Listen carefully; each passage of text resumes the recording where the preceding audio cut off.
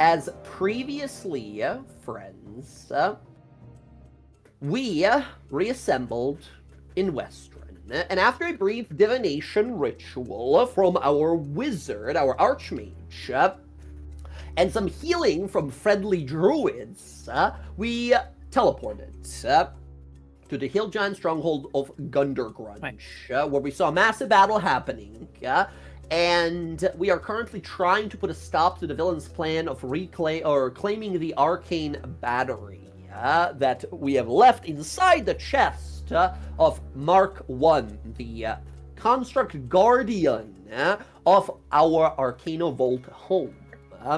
We walked on in and immediately had to battle our way through multiple powerful fiends and cultists, and now in the vault room, Mark I and us will have to fight against a whole group of powerful villains. Multiple these fire hellions, these fire giants here. Across the way from us, we see Estella Ladimar, who is adjusting fate and destiny, so her allies win. We see Derival, who's just sort of standing there. He's not doing anything. He's just sort of observing how everything is going, as if waiting for something, some sort of a cue. In front of him, we see a gigantic fiend, not quite rivaling Mark I. Mark I is a 70-foot tall construct. In front of it, currently missing one arm, we heard the name Osgrol the Irredeemable, who is missing one arm from Bella punching it off with portal magic first time we saw this guy, as he's currently beating the shit out of, or trying to beat the shit out of Mark I, who is currently bloodied. Mark I is currently bloodied. Other than that, number of different fiends that are currently in the room. As we roll for this initiative here, good numbers, everyone. Decent numbers. Reminder, yes, everyone does get +5 to your what's it called? Your initiatives here. Bryn, you are not on Tempest right now, so he gets to take his turns on your turn. He can actually attack and do stuff if he's not being used as a mount. And one final thing, do we have a perception does anyone have a pass perception of 20 or higher? Roxy, of course, right? Roxy, with the it's not called Elven Wine. What is it called? The spell that Casimir casts. Dream Wine. Dream Wine. I believe one of the stipulations of the spell is that it allows you to see invisible things, right? Ethereal. See invisible creatures. Yes. See. At the time you drank the wine, the creatures and can see invisible creatures as if they were visible, and they can see into the ethereal plane, and advantage on charisma checks and saving throws. Roxy, as you guys enter here, you take a glance to your right, and right around the corner here, slowly, is there a range on this? No, this is just your vision becomes Invisivision. Gotcha. Roxy, a very sexy K-pop vampire is slowly and invisibly approaching your party from this corner over here.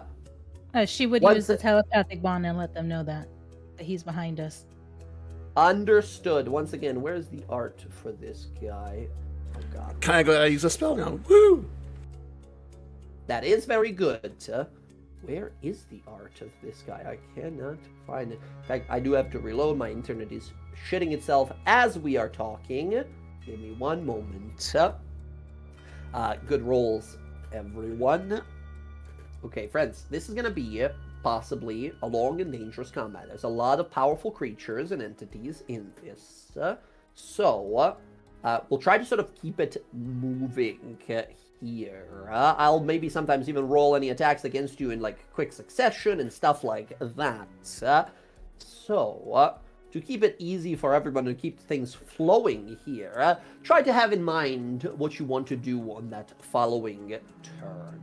We don't have to rush necessarily, but to just sort of keep things flowing. Okay.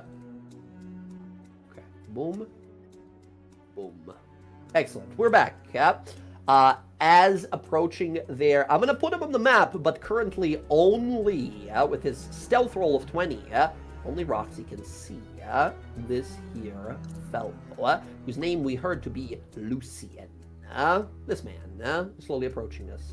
This is the guy that Bryn and Sky were like double teaming, and he was like kept regenerating. Oh shit. Yeah. Question: Yes. is his invisibility magic? His invisibility? Yes, definitely. Yeah. I have 30 feet of permanent detect magic from the ring. You can sense some illusion magic approaching you from around the corner. All right. Here's the initiative for our big robot friend. She gets a 13. Mark 1, the Cobalt Golem, gets a 13. And here are the rolls for the bad guys. There's going to be multiple groups of bad guys acting together. For example, these warrior types, like the fiends on the left and the giant fiends on the right, all will go on the following initiative of 10, which is really good. Next on up, acting in the back, the spellcasters of the group. We have over here Derival and Estella Ladimar will both act on the initiative of a natural 20. Okay. And then finally, the vampire and the pit fiend, the two biggest and most dangerous combatants on the field here, will act on, if Roll20 lets me open their character sheets. I'm going to roll a number. Whatever I roll here, I'm going to add a 5 to for their initiatives. That is a 20 for them. For Lucian and Asgrol the Irredeemable. Initiative looks like so. Friends, as you all walk into this space, go ahead and move yourselves up to half your movement speed as you join this ongoing combat before we start. As you'll walk in, up ahead in front of you, delivering a brutal punch to the center of her chassis, you guys see heat and smoke and villainous emanating from this blood-red skin of this fiendish tyrant. You see horns that crest its skull, tusks that frame its toothy maw, and spines that grow from its limbs. Wings that drape its shoulders like a leathery cloak, and in its one-clawed hand it grips a barbed mace of black steel. With each breath, steam issues from its nostrils as yellow eyes blaze with equal measures of hatred and glee as it delivers another meteoric slam into Mark 1 here. As you move here, before the combat begins, I need one last roll, and that is from Tempest. I need Tempest to make a perception roll real fast. Alright, hold on. Tempest. I'm not sure if it's proficient in perception, so it might just be a straight wisdom roll. Passive perception's 11, so probably just wisdom. Just straight up wisdom. 15 or better. 15 exactly. Tempest starts howling to get your attention. And as you look over to see what he's trying to gesture at, you see something running from where Tempest was. Joining the combat from behind us is another large group of spellcasters that is running in with spells and magical blades. Oh. Hey, we got a problem coming from the north. Lock the door? The door's gone. The door is fully been Ah, blasted off this. That's how the pit fiend walked in. Because remember, they can't teleport into this place. That was the stipulation of this. That's why we couldn't teleport directly into this place either. Okay, those guys also go on the turn of the spellcasters, which is Estella Ladimar's turn in the initiative order. Trying to decide, do I go try and hold off the vampire that Brock's told us about, or do I go punch the mage? I say that we all get rid of Durable so they can't get him out. They need him to be able to teleport out of here, to get out of here. That's true. All right. We're going that way then. I think I'm gonna try to take on the pit fiend. That's my plan. 30 that way. All right, there we go. Remember, half your movement for everyone here, not Yeah. full movement, because this is already an ongoing combat. Oh, you said half? Half, because we're joining an already ongoing combat.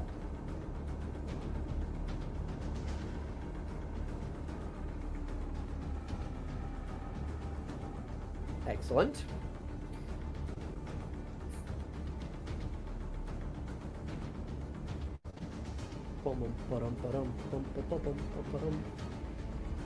All right, everyone happy with their starting positions?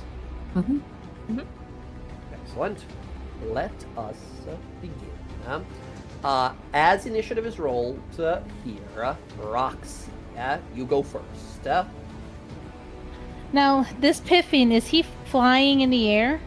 No, he's standing in the lava fighting the kobold. Oh, so he's standing in the lava. Yeah. He does not seem to be bothered by lava at all. Okay. Because he is blocking the person I want to shoot. So.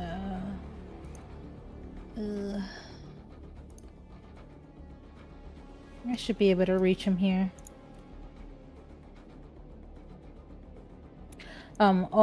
She's going to click the Boots of Haste.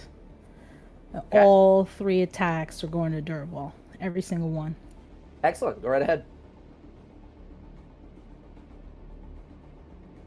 Dreadful strikes into that. Ooh, natural 20. Your roll of 15 misses. As you see, using a portent, Estella Ladimar changes your roll to a 3, plus your bonus of 12, that misses. As it sails right past him, you're like, that should have hit him. That should have taken his head off. As she looks to you and just sort of wags her finger, like, Uh-oh. Alright, well, this next one's coming to her then. 26 plus 2 will hit her. Go ahead and roll that damage. And I'm putting Dreaded Strikes into that. Yeah, absolutely.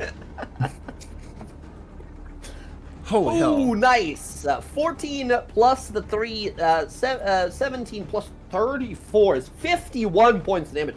Jesus, what a huge hit. She's not bloodied, but she's really close already, yeah? And she's gonna put her finger up and go, mind your fucking business, Stella. Yeah. She vomits up a bunch of blood. Her stone eye falls out of her skull like, damn it, I can't see. Trying to look for it. This all next right. one's going to her too. All right. Yes. No. Dreaded Strikes into that. Your roll of natural 20 becomes a 6. Plus This is your bonus- bullshit, everyone. You see this shit? Plus your 12 becomes a 6 plus 12, 18. 18 will hit her, but she's going to shield as a reaction and up it to block it. I just want to say, that's literally what Cass does to DJ all the When time. do I get nat 20s on my attacks, though? Rare. Very rare. And I got 2. Yeah. She has 1 portent low left. You guys can see the dice I rolled above there. I'm free to use those whenever the diviner here decides. Unfortunately, Roxy, again, you see it here, Casimir, the realities clashing together, where the arrow goes straight into her eye and brings her down, instantly killing her. You see her rewind that and readjust it, where the arrow goes right past and shatters on the shield spell. Oh, alright. Well, I still have movement because I am hasted. So I'm going to move behind, this pillar here. Excellent. You rush behind the pillar. You have a bonus action, or was that like the cunning action movement? No, bonus action was the haste, the boots. Haste, right. Okay, there we go. End of your turn here, you see Derival look up to the giant pit fiend and say, they're targeting us, the spellcasters. Dispose of the ranged ones. The pit fiend looks over, stares to where Roxy is. All of these guys share some of their legendary actions. For example, Asgrol, the Irredeemable, and Lucian, the Vampire Lord, share these. they are going to use 2 legendary actions here to turn to look at you here. 60 feet? 60 feet. All right. Azrael the Irredeemable turns over, and you see his eyes crackle with green energy. He says, "Go!" and fires off a line of flame that eradicates everything. Like it's a beam of laser, like a laser beam that starts melting the pillar you're behind there. Roxy, you have 3/4 cover, so +5 to your AC, but this Hellfire Gaze ability of its threatens to do 50 points of damage to you if you fail a DC 22 dex save. As this beam, if this reduces to 0, you're disintegrated. As his eyes become fucking green laser beams. I need a DC 20. Oh, Ooh. I will reroll that. Okay. Oh god. Okay, This is excellent. This is not considered an attack, right? This This like is an ability. This is a ability, dex right, save, yeah, which okay. I don't recall. Do you have evasion? I do have evasion, yeah. You do have evasion. This is a dex save, so even if you fail, you will take half. So instead of 50 fire, you will take 25. As the wall that you're in front of is disintegrated and broken away, and it catches you by the shoulder, but you're able to kind of roll and move out of it just in time. Still sucks. You see Derival looks up to the pitfiend and says, again, and the pitfiend is sort of looking over as he gets ready to, eyes crackling, a giant fist enters the frame as Mark 1, boom, clocks him to the side of the head. Okay, Roxy taking the legendary action at the same time. Mark 1 Annihilation, our friend here, is going to do a sword attack with this gigantic sword it has against the pitfiend, hitting it for 30 points of damage as he, boom, slams into this wall. He's got nowhere to go. He's too close to the thing. But he takes 30 points of slashing damage from the gigantic construct that sort of cleaves across his body. Okay. There we go. Roxy, that all happens at the end of your turn. Bella, it's now your turn. Okay, that's interesting. The will of the eye, the will of the hand. We, the nameless, serve him. You turn behind a bunch of cultists running in with enchanted blades and spellcasters. Nah, I'm staying. I'm freaking on a mission here. Yeah, the Moon Mistress marks you for death. I'm kind of Hunter's mark on the Pitfiend. Excellent. Hunter's mark on the Pitfiend. Pitfiend looks down, sees you. You called out to it before, but it was not as intimidated by you to sort of over-focus on you. It just sort of stares in your direction. It looks to its one severed arm. I'm gonna fly up in his face. So is that like 20 feet up or something? If you want to be in his face, he's a 40-foot tall creature. He's gigantic. Okay. He's the size of a building. Yeah. I want to be right in his face. So Excellent. However high up I need to be. So what? 30 Yeah, feet? excellent. You're about 30, 40 feet up. Your call. Let's just say 30. Why not? Okay. This is 30. Yep. Okay. Sick. And then yeah, I'm gonna start wailing on the dude. Sail away. Here we go. 3 attacks. 21 is the AC. You hit exactly. Very nice. That is 20. He's fully immune to fire damage. No problem. That is going to be 28 points of damage on the first one. Oh. 20 misses by 1. So Still, he was 6 points of damage. 6 points of damage. Okay. 29 hits. That is 29 points of damage. Nice. Boom, boom. That's kind of what I got going on. I already, so I think that's, I just need to make sure, how far is my echo at this point? Okay, yeah, so I think I'm going to just move the echo like right there. Okay. To play some interception, if I need it, and yeah, I think that's my turn. Okay, excellent. You see at the end of your turn here, Bella, we're going to have another legendary action, and is going to be from an invisible creature approaching you guys from behind here. You can't really see anyone at the moment. So I think they're just going to use one a last move thing. action. I was gonna. Invisible vampire approaches. Yes, sorry. I know. No problem. I was going to telepathically bond, communicate to Bryn. Uh-huh. Where's the other constructs? Can you call them in? Like, because I think we need backup. This is a lot going on. Bryn, you saw Mark II, Steel, who's currently still fighting a bunch of fiends at the entrance. But there is one more. There's Mark III, Null, who's out here still somewhere. Can I call him in? You can on your turn. Okay. Okay, excellent. Very good. Bella, that is the end of your turn, unless you're doing anything else. That's my turn. Yeah. It's gonna be Sky. Sky, before your turn, the invisible guy moved. Once again, we see him on the map here, but Roxy is the only one who can perceive him, as he is invisible and stealth. Sky, Roxy is the only one who can perceive him. Sky, you have detect magic, so you see the invisibility like aura moving. You know where it is. Okay. Let's see. We're trying to lock down the spellcasters. Can we use a bonus action? I'm going to activate my Celestial Revelation. Let's go. Wings out. Wings out. Wings out, guns out. Mhm. And then we will use our... Right? It's bonus action. Yeah. It's just chaos see. here. You see a bunch of Right. giants. All these giants on the side are not focusing on you guys. Unless you focus on them, they are all looking to the giant robot. So that's their mission. Yeah, alright. So we're going to move 10, 15, 20, 25, 30. From there, I believe, yes, I can try and shoot Stella. You see Garavala look up to you, and you see him just sort of kind of squint his eyes. What is it with you? Do you simply refuse to be removed? Yeah.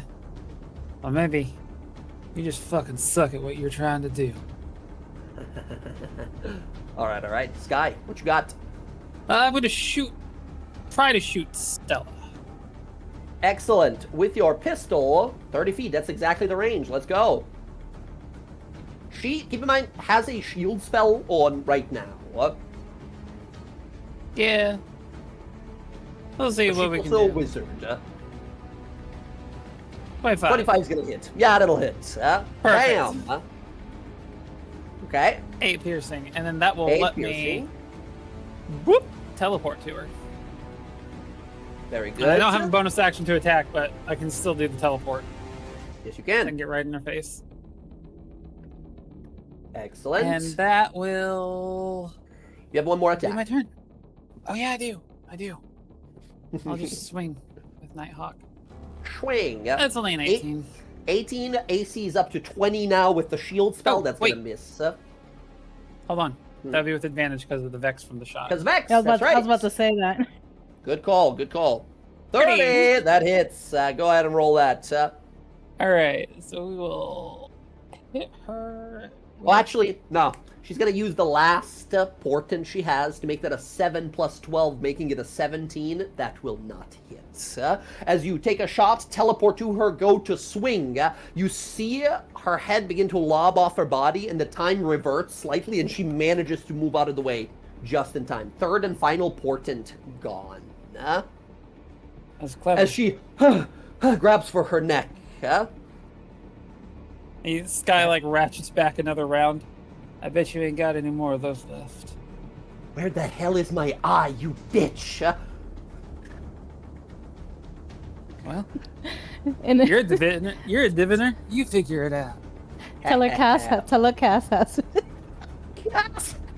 Guess his points. Excellent. Sky, unfortunately, yeah, that's the third and final Yeah, portent. that's She's it. got no legendary abilities, but she's got portents like a divination wizard. Okay. That, I believe, is going to be your turn. Yup. All right. Casimir, before we go to you, we're going to have another legendary. Once again, these guys got him, so might as well flaunt him. You know what I mean? We're gonna have the invisible. Maybe not. We're gonna have the big fiend take a legendary action here and take another massive swing at the construct. They're trying to break down Mark 1 so they can take that heart, that inside of it. He takes a massive. Well, that's not gonna work as well as he wants to, but he's gonna take a mace attack. 31 hits Mark 1 for 13 bludgeoning, 23 fire damage, 36 damage total. Who's attacking? Now, Mark 1. This is the pit fiend, punching reach kobold. that? Yeah, he's gonna reach 15 feet. He's a 40-foot tall guy. He's a big dude. But His your arm is sentinel 20 feet activates. long. Yeah, his I one was gonna say, arm I'm is gonna- fucking. Woo. Damn. Absolutely, go right ahead. Okay, yeah, I want to hit him. If I can. Yeah, okay. Nice, you do hit him. Still has got no more portents. That is going to hit. That is 28 points of damage to the big man. Nice. Excellent. That happens at the end of Sky's turn. Next up, Casimir. Casimir, you're up. Next up, we have a bunch of cultist spellcasters, as well as some spellcasters down below. Okay. And Casimir saw that she used a shield, right? Yeah, she still has a shield. She goes next. They'll go away next. Okay. You chose the wrong side after we showed you mercy. You think the weave favors you? Let me show you how it's done. He's going to cast Embrace Destiny at Superior Spellcasting, so 8th level. So She's going to 6. counterspell that. I figured she probably was. She is going to... Oh, no, wait. She has no reaction. Exactly. She's shield. Nah. Instead, Derival is 10 feet too far. Never mind. No one counterspells that. You're good. You activated. We see all of these minds and eyes and versions of you looking out as she looks to you like impossible. record all As the these. diviner, she's the only one who can see your true mastery of fate as energy expands from you in every direction, connecting you to your allies. Okay. He's not That's very a lot of cocky, but- fucking dice. God damn. He's not usually very cocky, but she pissed him off. Hell yes. Casimir, time to show this second-rate diviner who controls this battle. Yeah, I gotta sort Okay. all these. Okay. And then with his superior, sorry, that was a superior spellcasting, 8th level, so I can cast a Using 3rd it up. level spell with the spell driver. Level. Oh my god. Spell driver, right. You still have an action left. Oh, I do? Well, because the Embrace Destiny is a bonus action spell, if I remember Oh, you're right. correctly. Yeah. Yeah. But I can only cast a 3rd level or lower. 3rd level lower for the main action, yeah. Correct. Let's see here. And we will cast... Or just you know what? I will say... How's our mark Casimir, looking? Your mark? The Mark like, 1. Oh, Mark 1. Bloodied. Like, below half. But you guys fought this thing, you know how fucking tough and like crazy it is. So it's in the early 200s of hit points, probably. It's still got a lot to go through, right? But it's a really... that means they've already done that much damage to it. Alright. And then I should be within... No, I'm not. We'll cast... 3rd level. You know, we'll cast Premonition on Mark 1. Oh, Premonition, which I believe is an action, right? Yeah, excellent. It is a touch spell, this one. Okay, he'll move. Okay, that one, you're gonna walk into the range. That one he's going to try and counterspell. I need you to make a Constitution saving throw against his spell save DC, which is a 17. DC 17 Could, because he's gonna try and... Derival make a spell save DC against Sky's What? current 22. Okay, let's resolve that first. Con save against his... he can make that. He has a +0 to his con. No. Oh, then I guess he's just perpetually gonna be locked down by his big sister. He throws out a counter spell. Sky, you slash it out of the air with your gunblade here. And Casimir, no save necessary here. You cast Premonition here. Synergy, that will baby. Ignore the next... Ignore the next instance of damage that it takes. Casimir, choose.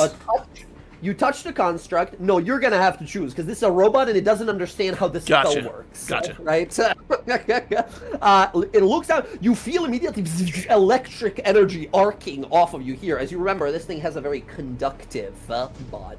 Yep. All right, Casimir, nicely fucking done. All right. Sorry.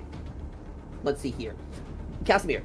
We gotta take it back here. You can cast Premonition because your spell driver says you can cast 2 spells. However, one of them cannot be higher than a third, meaning you can cast whatever level and a second or first level spell. The wording, if you read through it, only one of them can be third level or higher. Okay, Sorry, rewind. Take the spell slots back, everyone. Take the spell slots back. All right, then we'll cast Mind Spike on Derevil. On Derevil, okay. Derevil should be in instead range. needs to make a Wisdom save. 60 feet. I believe Wisdom save. Yeah, he's ranged. Wisdom saving throw. Here you go. 23. Yeah, succeeds. No, he doesn't. What? No. What? What's No. Remember, you don't cast this because this is a concentration spell, which will end your Embrace Destiny. Yeah. I can cast 2 spells. That's fucking right. You can concentrate on 2 spells at the same fucking time. Look at that. I set you guys up for these like ads, basically, of like your why your characters are cool. I love this. Nice. So he would succeed, but you give him a what? What's his bonus there? I just want to make sure. +4. +4. I guess he's at 20, so he'll get a 13. He will get a 13, 17. He fails. Okay, he will take 3d8. Yeah, it's a second level, right? So 4d8. Oh, no. This is a second level by default. So 3d8 psychic damage, please.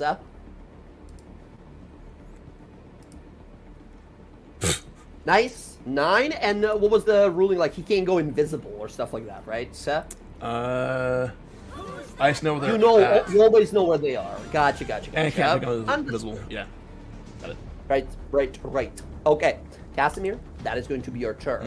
As the giant construct looks around. Next up, we go to all the spellcasters. Friends, here's the trouble. Okay. Sky, you technically still have your reaction, because the counterspell was not necessary. Yeah. There.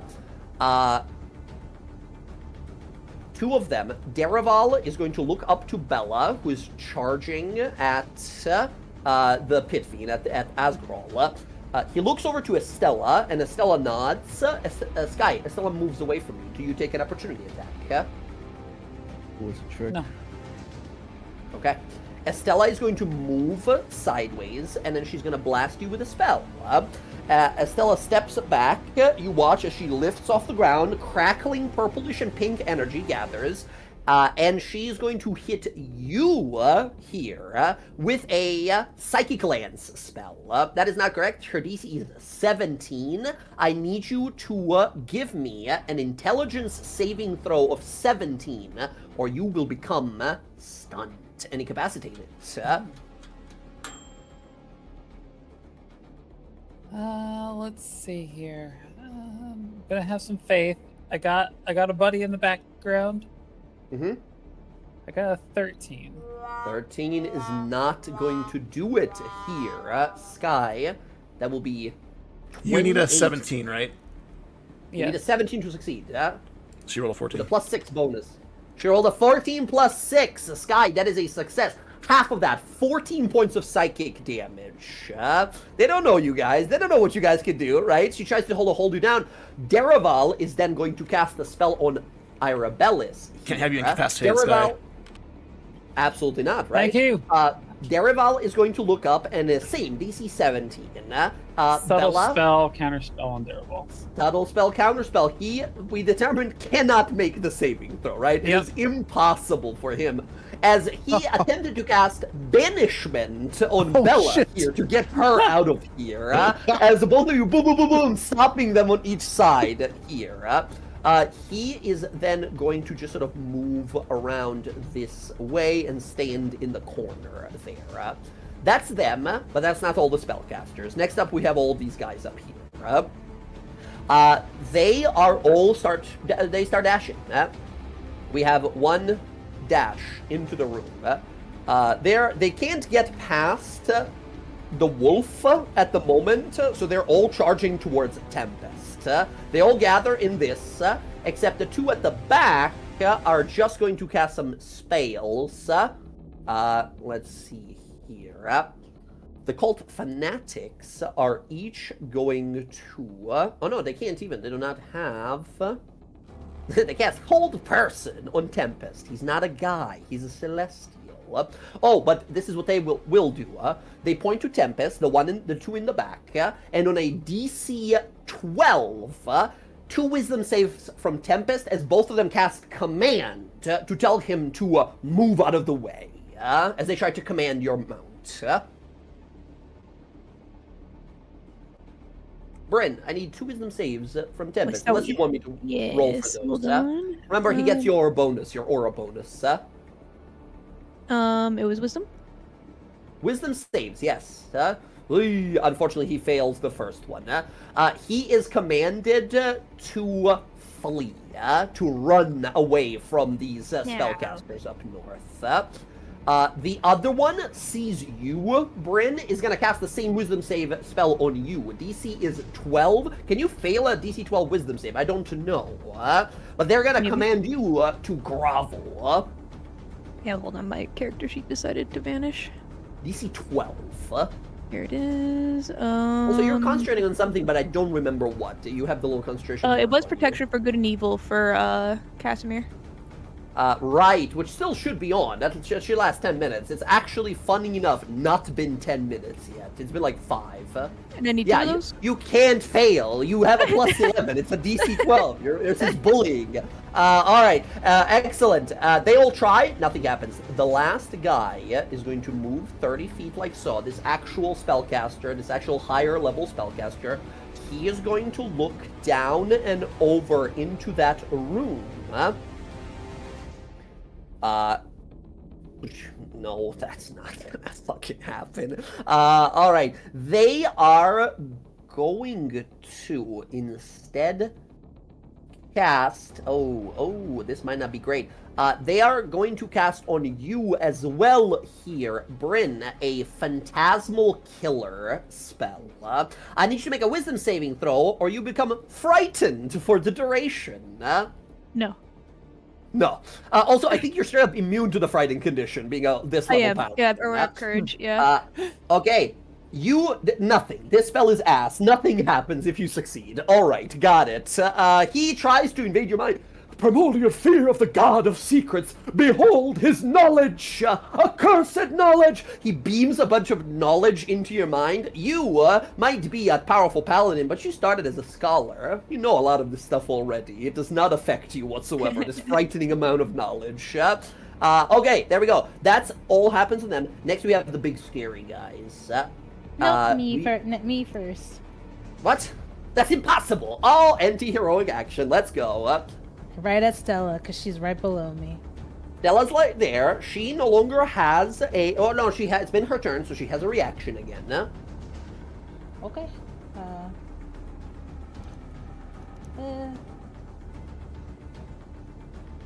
Yeah, that'll hit. No shield can save her from that. Now, I want to make sure she dies, so we're going to put this Dreadful Strikes into this. Let's go. I'm going to re-roll that one because I never re-rolled it. Okay. Let's go. Ooh, nice. So, 23 points of damage. She's almost exactly bloodied. And that's all excellent. I got. That's all That's I got what you got. her. That's what you got. Very good. Next up, we go to Asgrol and Lucian. Slipping through invisibly. Unfortunately, Tempest is unable to see him right now. Using his spider walk to literally walk on the side of the ceiling here. Bryn, you hear a little voice, and something emerges right next to you. Bryn, a set of attacks is made against you.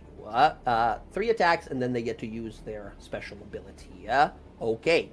Oh, actually, they don't even... Yeah, they can just move around. Perfect. Bryn, the very first attack against you, is made with advantage because this person is invisible and you have no means of. Oh, no, that's actually, very you rude. see We invisible can see creatures, them. but they Yep. you can see them, but they are stealth.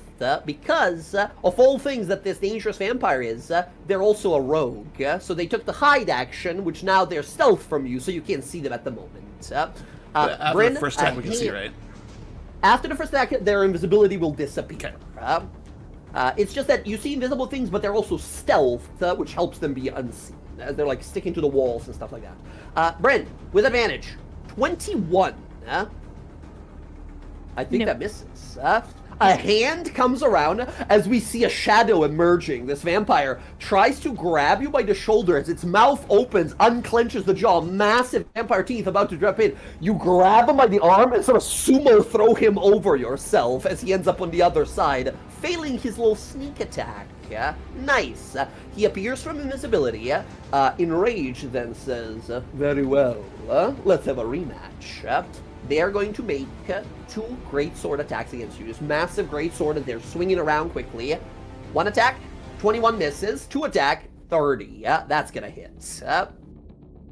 I'm sorry, Bryn, Jay. That is... Oh. We'll make that a 3. We'll make that a 3, and that will miss as well. Very good. Very, very good. All right. That is his whole turn. Actually, no, that was his movement to get here, attacking Bryn, and then he's going to take a bonus action, cunning action, and he is going to dash past his big minion, demon here. Bryn, if you want to, you can go ahead and take an attack of opportunity, but he's going to bonus action move out of your range. Sorry, now, it's almost my turn. Yeah, I'll take it. It's next up, yeah. Do it up. 19 misses him, Damn. Okay. All right. He moves on around here. Next, we have the giant pit fiend. Roars loudly, looking over to Bella. The pit fiend, friends, truly is a problem. This guy makes 5 attacks. And he starts slamming the shit out of the construct, just beating the shit out of the construct as much as it can. Here comes its attacks. First, I'm going to roll d6. 1. Does not regain that Hellfire Gaze ability. Okay. My second kid, take it, do your thing, take care of that. It makes 2 mace attacks against the giant construct. Natural 1 misses, 34 hits. He makes a tail attack, 27 hits. He's gonna take a bite attack here against Sky. Sky, this is a 17, which I believe misses. Yes. And then 1 last attack, that is 4, right? 1, 2, 3, 4. Yes. The last attack is a claw attack, and he's gonna grab Bella here, or try to at least, with a claw. Bella, 26. That's gonna hit. That's 2. What'd was you say, that? Cass? Oh, were you gonna do something, Sky? Yeah. I'll I'm leave it going for to it. subtract from it. Hopefully. Ooh,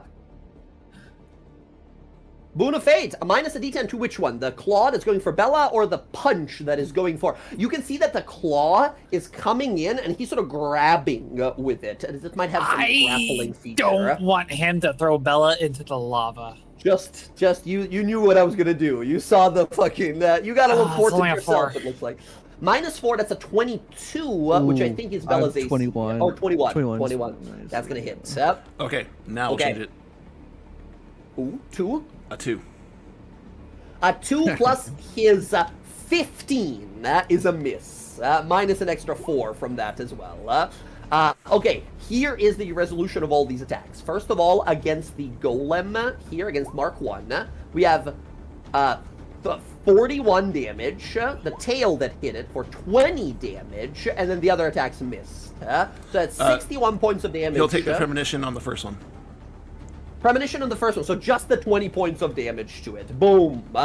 Protective divination spell activates, almost phasing the attack through him.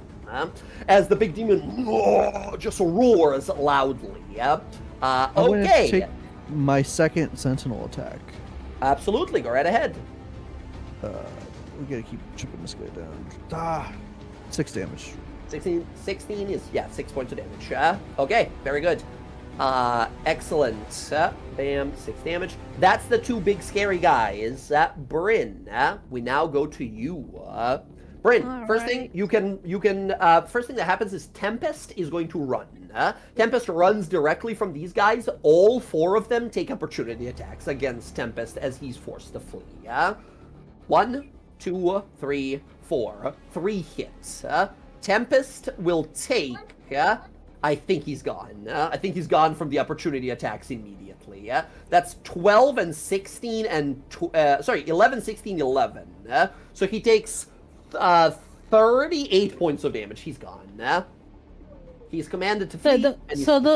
So those, even though they're considered against the target's willing, they still get opportunity attacks on those? No, because that is, even though it's against their will, it is something that you do during your... If you moving away involves a reaction or any sort of action of sorts, people are allowed to take opportunity attacks against you. Spells that instantly move you without you doing anything, people do not get opportunity attacks against yours.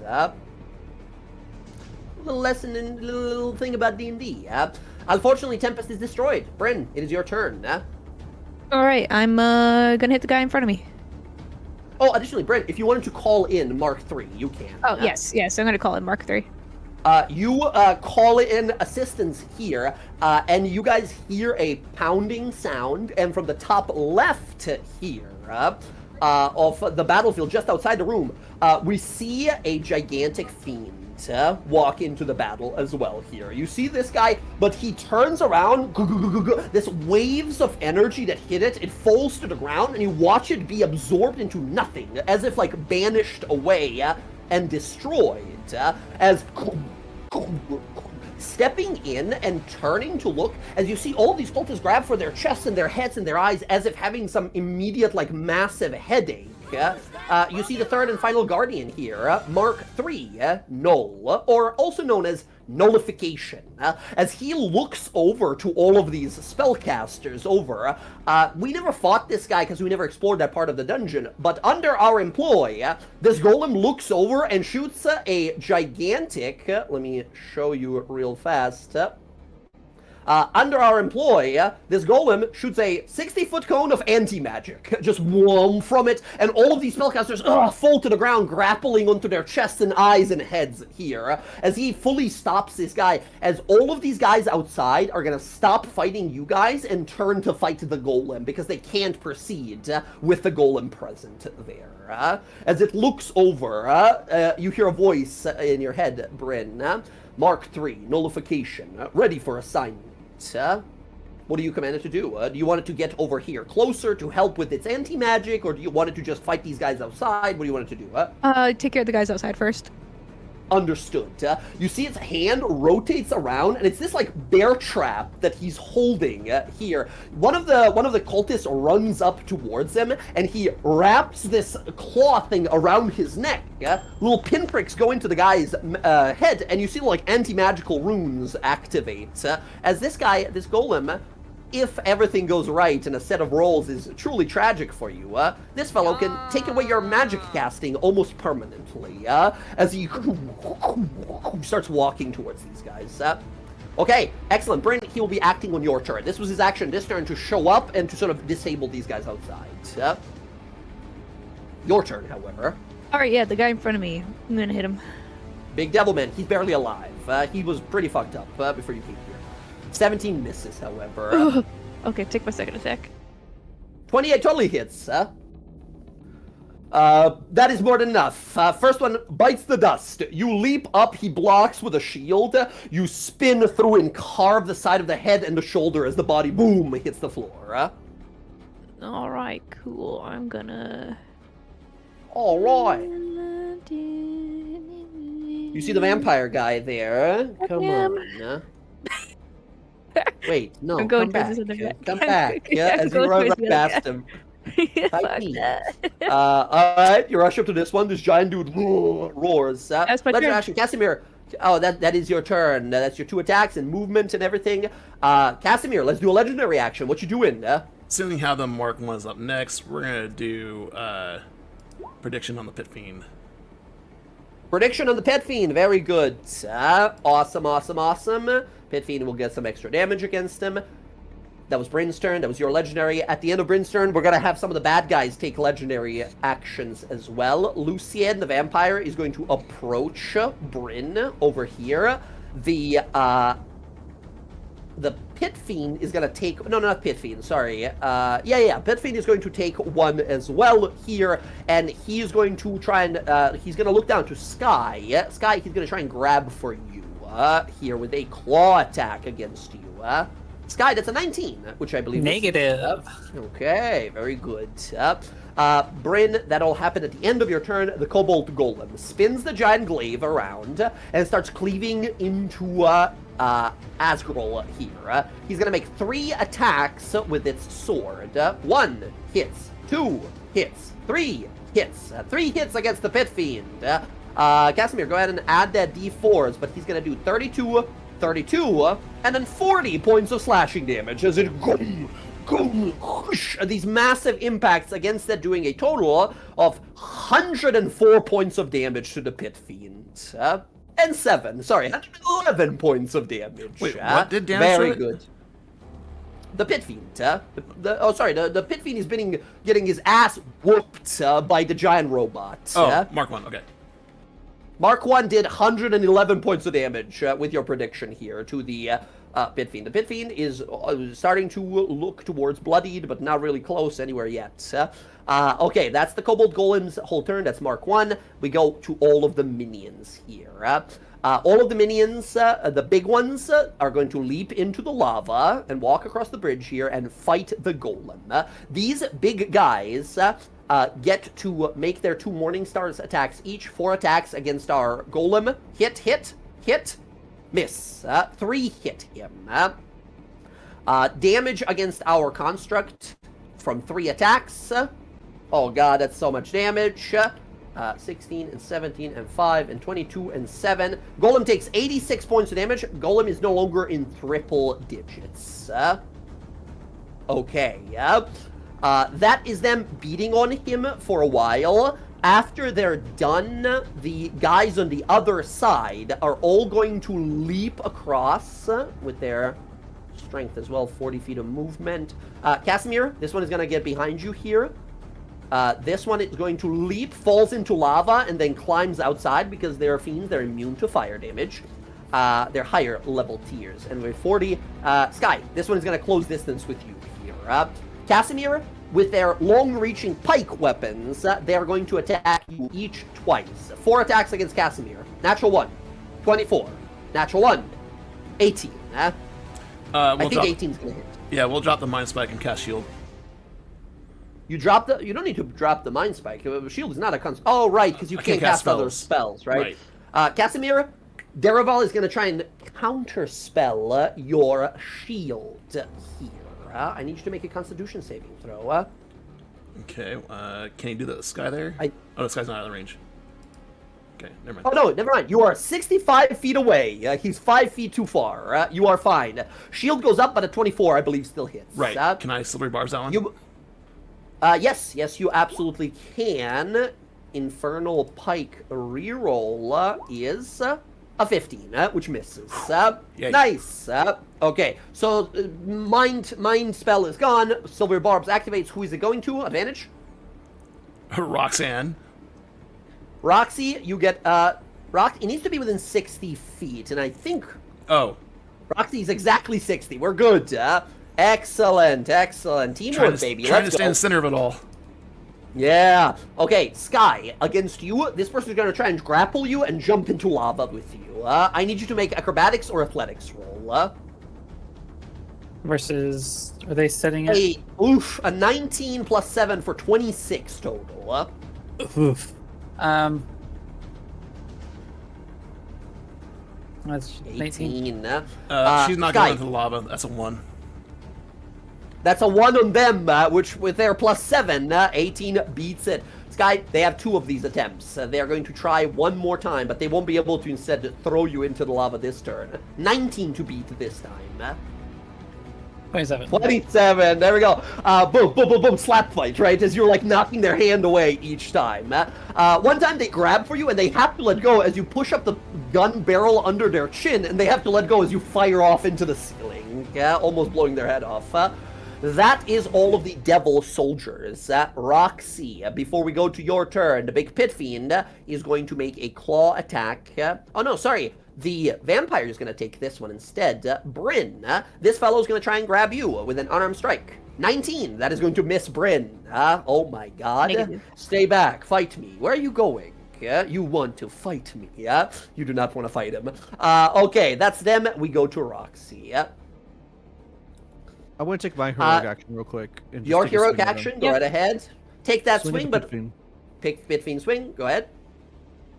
The natural one. Nope, that is not going to hit. Roxy Quip is freaking out. Mistress, we're gonna fucking die. This is crazy. What is happening? Calm down. We Shouldn't need to you be focus happy right about now. that? Oh god, oh god. All right, I'm gonna bonus action drink a greater healing potion. Greater healing potion, let's go. +4, 13 healing. Nice. You have celery barbs on right now. Yeah, I know. It's gonna go right to Stella. No, come on. She's redeemable, you guys. We can make Nope. her a good Yeah, guy. she's Guys. never again. Never again. Go right ahead. Take that shot. Jesus Christ. Yeah, no amount of shielding is going to do that. Let's go. Roll that damage. This woman, maybe, yeah, she's done a lot of evil in the world, but she took away 2 natural 20s from you. I want you to remember that when you fire at her. Let's see it. With sneak attack, with everything. Okay, mixed damage rolls all over. What are we re-rolling? I'm gonna re-roll that 6. 6 on the... The sneak attack. Oh, the 1 on the sneak attack. Gotcha. Oh, that's extra 5 points of damage. Nice. That is a total of 32 points of damage. She's now bloodied. No. Roxanne, no, can you take a no. step forward so I can No, see you? Bubba. You can turn your volume on. You can turn your volume on. You can turn your volume on. It's fine. Oh, sorry. I was talking to Lucas, my son. Hello, My son. muted. Hello, Lucas. How's it going? All right, Roxy, you take a step forward. You have your second attack. Yep. He's gonna go for Nice. Stella again. No more advantage on this time, I believe. No, yeah. Right? Because Silver Barb's only 1. Let's go. Wait, 23 can't you still hits. steady aim? I thought you had that fancy. No, she bonus action drank the potion. Yeah, I Alright. needed it. I was at really bad health. Yeah. The Hellfire Beam hits you. Let's go. That's a hit. Give me damage. Yeah, we're gonna... I want her gone. That's fair. Nice. That is 22 points of damage. 1 more like that and she's done for. Boom, boom. Arrows filling her. So boom, into the chest, into the shoulder, side of the neck as she falls to one knee. Says, no, it can't be like this. I have greatness to achieve. This cannot be the end of my tale. I will foresee it so. One more. All right. One My haste. last one from the haste. Come on. That hits. You'll only be remembered as a failure. 23 damage or higher, and this is done. Oh, she's still alive. That is 17 plus 2, 19 damage, sitting at 4 hit points remaining. She's still up. Single digit, she falls to her knees, vomits out a lot of blood, holds her wounds. Daraval, get me out of here. You people promised me greatness. Daraval's not even looking that way. He's just looking at the fight unfolding around him. All right, Yep.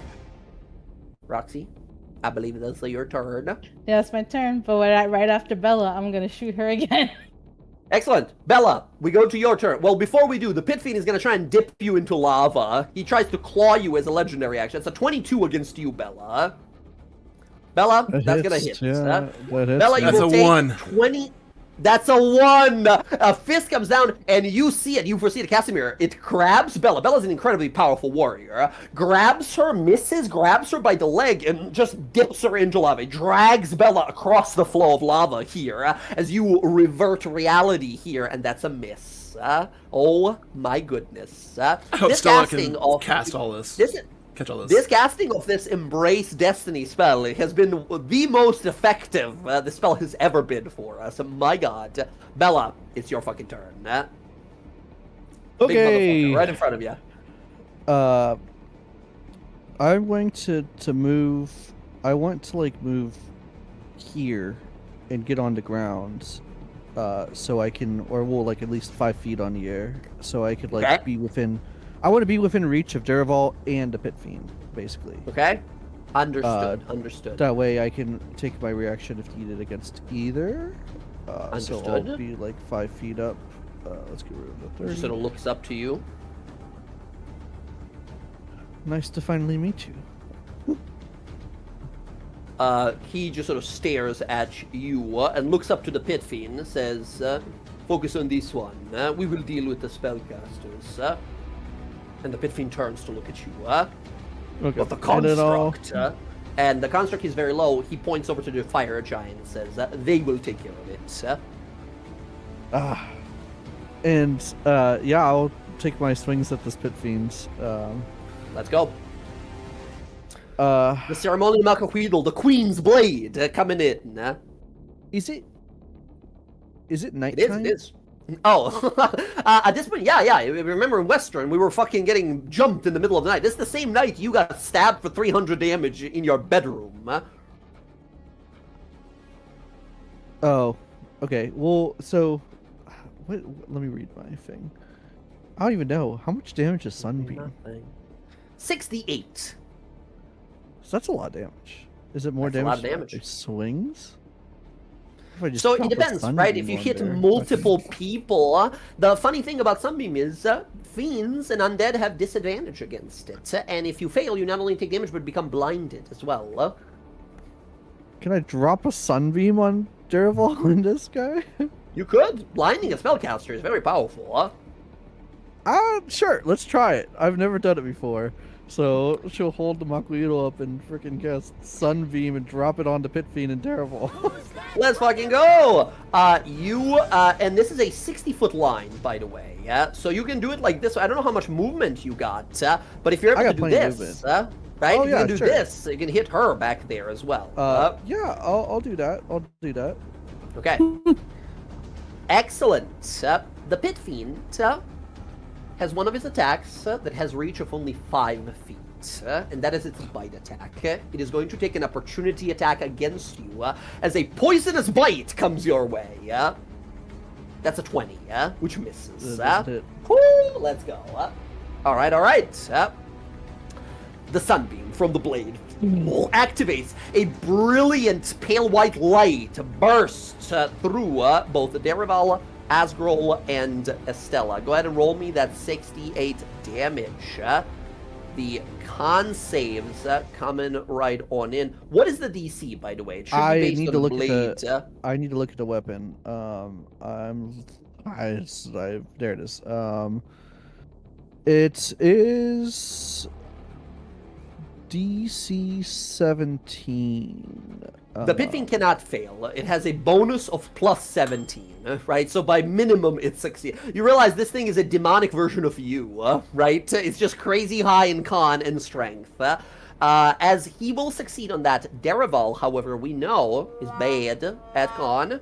9. He fails and will become blinded. Estella Ladimar is in single digits.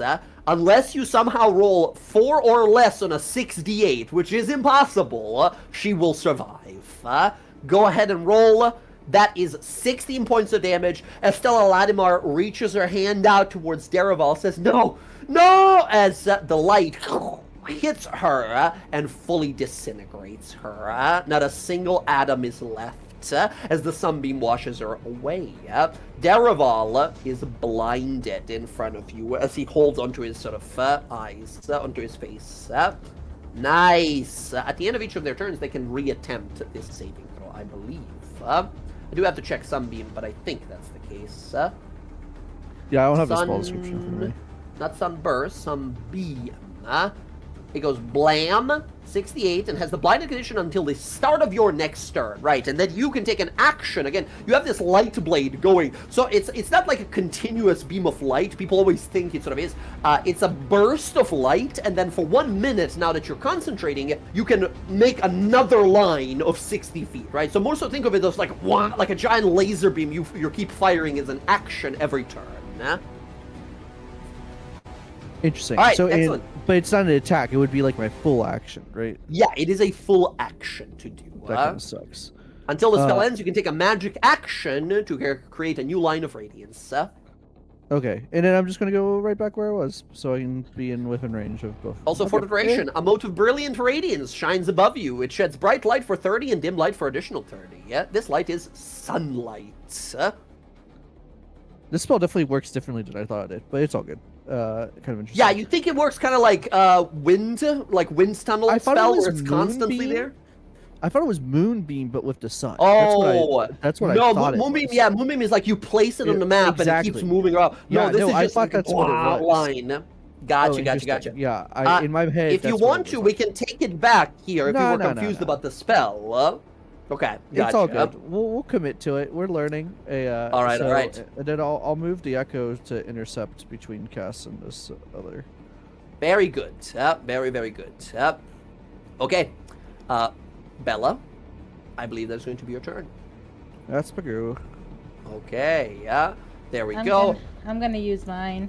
I'm gonna go Uh-huh. after the vampire dude. Go right ahead. That's not going to hit. That's 19. Arrow flying towards him. Oh, 19 plus the 12, right? Excellent. Arrow flying towards him. You see Casimir. He catches the arrow and winks over at Roxy. Instead, he's too slow, and the arrow hits into the side of the jaw and neck. Yeah, fully sort of going through the other side, as it's sort of stuck in his mouth now. Nice. Go ahead and roll that damage. You get sneak attack because Breen is there. Yep. Nice, nice. That is 30 points of damage. Excellent. He takes it to the side of the jaw, turns towards you, and still gives you a wink with half of his jaw torn off. All right. Totally hot, but I'm taken. Sorry. Excellent. Bella, at the end of your turn, heroic action, and we have a villainous action here. Now, Lucian the vampire is going to again grab Bryn. Bryn, here comes a unarmed strike. I love this for me. That hits, I 23. believe. Yep. Okay. Bryn, you take 7 bludgeoning damage, and you are now grappled by this guy. That's cool. Don't leave so soon. Excellent. That is going to be him. We go to Have I Scott. used my reaction? This Silver round? barbs, you did. Okay, thank you. Mm-hmm. Okay. Let's see. I'm going to use a sorcery point, and I'm going to quicken spell mirror image. Oh, very good. Sky, give me a quick religion. You can have advantage on this. Ooh.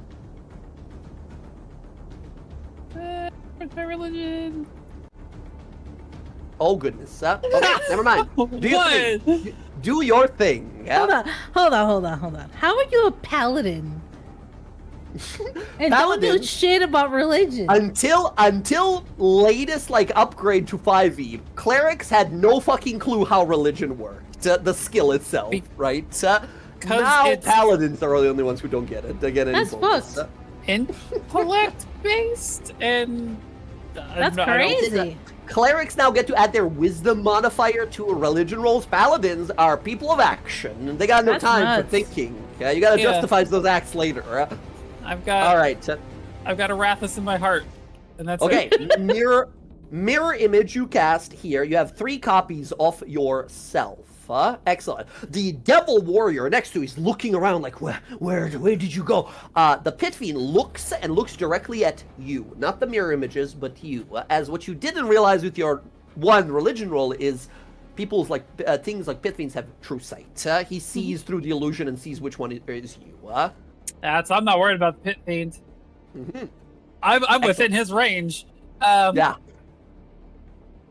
Now, Okay. question: because he's so big, can I like occupy a space? You in can his walk vicinity? anything that's 2 sizes bigger. You can just walk through their space. Okay, cool. Then I'm going to just kind of like smile at the devil and just back away and walk away over to you. Okay. Because there's like 4 of me staring at it, giving it the finger as They'll walk try away. to swing at one of the many of you as they go 17 miss. Yep. Love the new mirror image. Now, previously I would be like, well, one of your images is destroyed, even though this wouldn't have hit you before. Right. Right. Excellent. Sky, you maneuver over here. Derival blind currently. Does she get advantage because he's blind? She does. Yes, she does. Let's see. So we're going to. Yep. We're gonna swing because that first one will be pretty decent. Let's go. Here we go. 17 on Derival. 17. He can't shield because he can't see you, so that's gonna hit. That's all I need. That's all I need. All I need is a hit. Nice. And then we're 23 gonna... damage. Oh, it feels so good. hitting Oh, him. your divine favor would have gone away, yeah? Because it only lasts a minute and it was in the previous fight. It's been at least a minute till we got to this place. I thought no, it's 10 minutes. I thought the new one was 10 minutes. No, that's like the Shield of Faith. That's 10 minutes. I'll double check, Okay. but divine favor. Yeah, bonus action 1 minute, no concentration. Yeah? Fair. So a little less damage, but still Alright, a lot. Take 4 radiant out of that. That's all right. Um, That's all right. Let's see. Okay. So there's that then, and I'm going to divine smite him. Ooh, let's go. Spin one of those. That's 2, 3, 4, 5, d6. I don't suppose he's become a fiend between now and when I knew him. This creature that you're hitting is fiendish. My brother is fiendish? He sure seems to be. In fact, as you land a strike here, you see a little flicker of illusion fading through, as you don't think this is Derival at all. As you see some sort of a fiendish creature that is layered over with illusion standing there in front of you. He's not here. Welcome to 3D. Welcome to 4D chess with Vecna. I don't like that. I don't like that. mhm.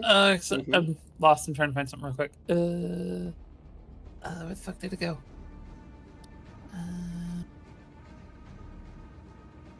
That threw me off. Okay. Yeah. So yeah. Anyways, here we go. Fuck. What is it?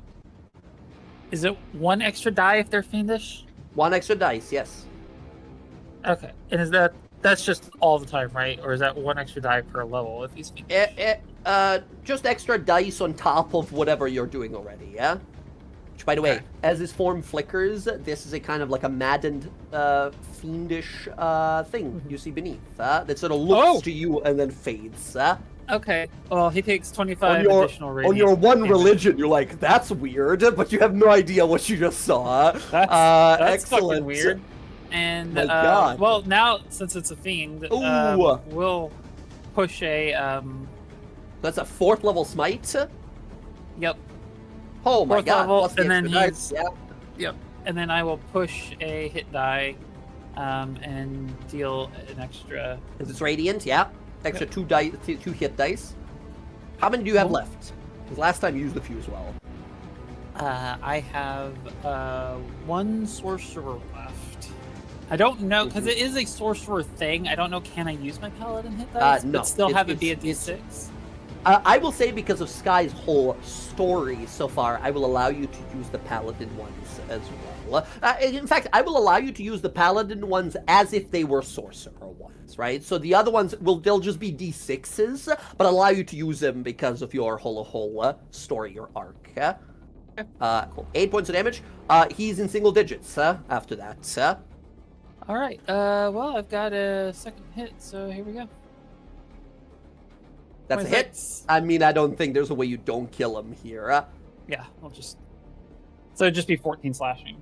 14 'cause- slashing, you stab through his chest, and falling to the floor where you thought your brother would be is some sort of a demonic entity. You see this black, ebony-skinned, massive teeth, sharpened like scorpion-style hook on the back of its head. It falls to the ground as you see a spellcasting focus falls from its hands. The pit fiend looks over and sort of focuses on something, gives a look of sort of like the jig is up. All right. Okay. Then I Excellent. will turn around and focus on the pit fiend with Bella. Excellent. The pit fiend with Bella here. Excellent. That is going to be your turn, I believe. As whatever, this creature was a spellcaster, but that's, you you didn't see any teleporting, which was a little odd. Okay, very good. Next up, we go to Casimir. Before we go to Casimir, actually, the Vampire Man is going to take his third and final legendary here, and he's just going to make a sword strike, a great sword attack against Bryn. Bryn, against you. Bryn, it's a 19. That also will miss. Negative. Yeah. All right. Casimir, it's now your turn. Okay. Casimir is going to Misty Step away. Oh, come on. How's our Mark 1 looking before I move? No longer triple digits. Bad. Ugh. And he goes when? Mark Before- 1, it goes yeah. on 13. Oi. Yep, okay, we're gonna Misty Step over here with the bonus action, and then move over here. Gotcha. And Misty Step. Off you go. Misty Step is a bonus action, isn't it? It is. Yes. Oh, damn it. Okay. I'll let you take it back if you had other plans. I can't move over there. Oh, I can't. Without it? I'll use instead of Misty Step, I will use oh, I can't Vortex Warp myself. Yeah. Nope, yep, I'll have to do it that way, and I'll do it next turn. Okay. So action will be... Sorry, it threw me off. Sure, why not? Holy formatting, Batman. What the fuck is this? Big Jesus B's hand. fucking Christ. That's a lot. Let me get that for you real fast. Nice. I don't think I have a character sheet for you here for the hand. Let me get it real fast. All right. Okay. Big B's hand. What level is this coming out at? 5th. Sorry, it's the 5th. Fifth. Okay, nice. This is a concentration spell as well here as you keep filling up those concentrations. Nice. We'll use this one. Simple enough. Big B's hand comes on out to play. The hand here has, let's see, AC of 20. And it has strength of 26, dex of 0. It can move 60 feet per turn. It can make following attacks against enemies. God, that is so poorly formatted. Roll 20, son of a bitch. Yeah, I have it up on D&D Beyond. I can read it better. That's good. Okay, and it has hit points equal to your hit points. What's Not your great. max hit points? 86, right? Yep. 86 is solid. That's pretty Yeah. fucking good. All right, there we go. Bigby's hand, you summon. And I believe when the spell is cast, and as a bonus action on each of your turns, you can do one of the effects on it. Oh, sweet. Where do you summon it? And what do you want it to do? It is in your control. You can now move it. Measure-wise, it's 120 feet. So, yeah, cool. We'll come over here and help Bryn out. Help Bryn with this guy. Which of the attacks are you doing? Yeah. Good grasping hand. Grasping hand. Excellent. Go ahead and make that spell attack roll. How do I do that? Basically, it's any other spell attack you have. Like roll Firebolt, right? That's Okay. the same attack roll. Oof. Natural one. That is make going that to a 19. Make that a 19. Very good. That is a 19 plus 12 easily hits here. The clenched, no, not the, this is the grasping hand, right? Yes. The target will take, go ahead and roll 4d6 plus your int damage, and they become grappled by you here. Oh, damn it. They were literally going to drop Bryn into lava next turn. You grapple them, stopping them from doing so. Very good. And plus 5. Oh, you rolled in secret, but that's fine. I can see it's 17 points of damage to this guy. Yep. Nice. There we go. Awesome. Casimir, very, very well done. The vampire And looks on just over. heads up, all my Embrace Destinies are gone, so I'm only focusing on one thing. Gotcha. Okay, understood. Understood. Casimir, that's going to be your turn, I believe. End of your turn. Here come the legendaries. The vampire will keep beating on Bryn. Bryn, this man takes another greatsword attack against you. Love that for me. That hits. That does not hit, because of the new grappling rules. Now, when you grapple someone, that person has disadvantage on anyone but the grappler. Because he's grappled by the hand, that's an 18 instead. Oh. Nifty! But he is also grappling you and not letting you go. It's a giant chain of holding hands, literally. It's a big old struggle hug. Yeah. And then the giant pit fiend is going to try and D2 from left to right. Bella, the giant pit fiend is going to bite your head off. Or he's going to try, 29. Yeah, he'll bite your head off. Don't bite. Yeah. He will bite you for 32 piercing damage. Oh, and you would have to make a can save up against being poisoned. And while poisoned, you would take poison damage at the start of each of your turns. You are immune to poison. You do not care. He realizes this immediately and looks over to Sky for this effect next. All right. Additionally, the Pit Fiend is now going to activate his Fear Aura. Powerful pumping of heart sensation washes over the entire area here. We'll find out what that does when we get to it. Casimir to happen at the end of the turn. Estella and Derival are gone. They're no longer in initiative. Oh shit, I should not have deleted them, however, because these spellcasters up here act on that initiative. Sorry, let me add them back on a 22. The cultists all go to focus. They're moving quickly out of the area, trying to fight the construct up here. This is a combat that we're not going to roll for. We're just going to kind of auto-resolve it on the side. Emily, your construct here will survive 1 round, no problem. After that, it's going to be a possible struggle, because they do outmatch it by multiple numbers. I want you to call it even or odds. This round, it'll do fine. It'll keep them at bay. For next round, I need you to call it even or odds. If you get it right, the construct is keeping them away. The construct cannot win. He's simply too outnumbered here against these guys. However, he might be able to hold them off multiple rounds. If you don't get it right, the construct is destroyed this turn, and the enemies refocus on us next turn. Yes. Even. Odds. These spellcasters will all move out of the cone of anti-magic and start blasting the construct with all manner of spells.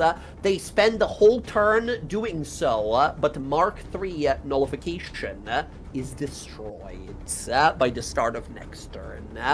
That is what happens. As next up, we go to Lucian and Asgrol. Okay, hand holding a guy, holding a paladin of storms. Not a place you want to be as this vampire. So he simply is not gonna be there. Now the problem is he has to let go of Bryn here, and he's grown attached. He is, yeah, he's gonna have to. Bonus action, he's going to cast a spell. He's going to cast Misty Step and get out of there. He's going to teleport out of the grasping hand. On the other side, let's see here. He's going to... Oh, no. This is so bad. He is going to teleport 30 feet. As Bryn and the Grasping Hand, both of you are left. He teleports here. Then, with movement, he's going to go like so. And then, with a action to dash, he's going to get right over here. He crosses the entire battlefield in a singular round as he gets in between you guys over here. Blade just appears out of like bats and shadows that form together. Additionally, you guys watch as Sky and Bryn, you clock it. It happens at the start of the vampire's turn. The vampire heals to full health. You see, like, just every single thing we did fully healed. Whoever wants to give me a religion roll can do so to find out if there is such a thing as stopping this sexy K-pop vampire. Just anybody? Anyone who wants to. This is a vampire, a powerful vampire, so I need a DC 18 religion from anyone on the team. Oh shit! Roxy, why are you researching vampires? What do you know about a bunch of stuff about vampires? What's that about? She likes to read, so. She loves her fanfics. Yes, absolutely. I read my big romance books. Incredible. You look at this guy and realize, oh god, this is a vampire lord. A greater vampire lord, which means his skill of regeneration cannot be stopped by sunlight or light of any kind, only by true strikes to his heart. I will show you what this ability is, and just so you realize how dangerous this ability is. This Master Vampire regenerates 100 hit points at the start of his turn. If someone crits him, it suspends this ability for 1 turn. Absolutely insane regeneration, as he becomes shadow and bats and moves through the whole battlefield and makes it all the way to you guys over here. As he switches the side of the battlefield. The giant fucking pit fiend makes 5 attacks, and he's gonna try and just destroy Mark 1 here. Asgrol the Irredeemable says, enough! Let's finish this! He's going to make a mace attack, 2 mace attacks against the Wait, whose turn is it? I'm confused. No, 2 of them go on the same turn. 2 of them, remember, share initiative. Oh, we okay. had mages going on the same turn, minions going on 1 turn, and the big bads going on the same turn. Gotcha. Here. So Lucian and Asgrol always share initiative here. 21 misses against the gigantic construct here. That's not all he got. We know he's got more. I gotta roll it individually because he might just kill it. No, that's not gonna kill it. 3rd attack. Claw is gonna hit. 24 slashing. Large or small. No, he cannot grapple it. He just claws it. That is 1, 2, 3. Then he makes a. Did he make tail attack? No, he makes 1 tail attack. This might do it. 90 misses. And then the very last is a bite attack. Sky. Sky, he's gonna bite you with this one. Sky, that's a chomp for 18. Misses. We don't want that. We do not want that. Okay, let's see if the construct is still alive here. On all one of those attacks, I want to throw. Sentinel. I want to use my action to not Sentinel, but to throw my Echo in front of it. Nice. The Shadow Martyr. Very nice. Excellent. We'll say on the first one, right? On the mace, sure. Ignoring that bludgeoning and fire, it takes 24 points of damage. The giant construct. Oh. Let's see. Yeah. So if Bella's sacrificing for the first mace, Okay. and because it got a little wonky here, and I was just thinking about this, can I use a reaction on the second mace? To do what? To utilize. Where is it? Safe. Nope, he's too big. Never mind. I was like, I'll use safe transposition, but I can't move the construct. He's too fucking huge. 70 foot tall, gigantic. I mean, motherfucker. I don't think it has a size limit. Can you click the spell? Ally which was injured attack. You swap places with each of you instantly teleporting to a space other occupies. If there isn't room in the space for your ally in your former space, the spell fails. There is space, but it's not going to... Does it then... If there isn't room after you two teleport, a trigger and attack roll it goes to you instead. So you could do that. He's just going to switch places with you. You'll be in the other area. Yeah, I'll do that, and then I'll take the 21 because it won't breach my AC because it's currently 23. No, the 21 was the one from the mace that was ignored. Against you was the... There was two mace swings. There was the first one that was a 34. Right, that one hit. The other one missed. The second attack that hit was a claw attack for 24 points of damage. Oh, I thought Bella was taking the first mace swing. Bella ate up the 34, which was the 14 plus 23 fire. Yeah, and then the 21 didn't hit. 21 didn't hit. It missed the construct, and then a 27 hit it. Gotcha. Then I will not eat the 27. Gotcha. Because that's a claw one. That's the one that grabs you. Yeah, no. All right. And as it says in there, in the following turns, he can just keep squeezing you. It doesn't need to roll. It automatically hits you. Yeah, no. That's bad. That's bad. That's good. Let's save it. We'll save it for someone else. It's fine. Okay, that is the construct. The Kobold Golem Mark 1 is nearly in singular digits. It's pretty bad. And these fire giants are still going next. Bryn, it is now your turn. Yippee! I'm gonna go attack this guy. Bryn, you hear a little transmission in his mind. Master, this unit is unable to hold off the intruders. We will try our... And then it disconnects. Was it Mark 1 or Mark 3? That was Mark 3. Mark 1, you can see in front of you. One of its its body's nearly sundered apart. It's barely holding together. Bryn, previously, when you were the cleric of the storms and had the power to imbue it with storm, you do remember that lightning damage heals the golem. But I don't know how much lightning damage you have these days. I do have some, but can it out-heal the damage they're doing? Yeah, I don't know if hold on. Sorry. Just get your kid to play D&D, dude. Just get it over here. Maybe not. We have a giant devil man on the screen and a bunch of evil guys. Maybe not. Yeah, let's see. Well, I was gonna attack this guy. I can't see him from here, can I? Mark 3. Oh, actually, Mark 3? Yeah, Mark you actually have a... No, he's just behind a wall. Yeah, you can actually. You can totally see it through the wall. Through the door, I mean. Hold on, I might have something. Respectfully, Emily, what the fuck are you talking about? He's 100 feet away, yeah? Yeah, I'm gonna cast Call Lightning on top of him. Oh, not Mark. No. He doesn't get healed from lightning. This guy gets healed from lightning. The big guy, yeah? Okay, yeah, I'll heal the big guy. I'll drop Call Lightning on him. Call Lightning, you bring it down on the Kobold Golem. Incredible. Very good. Oh, so sorry. Before you do that, I forgot. I'm lying to you. He's got a conductive body, which basically says if he ever takes lightning damage, he's empowered and does additional lightning damage on its attacks, but it doesn't heal him. I apologize. I'm still gonna do it anyways. Okay, excellent.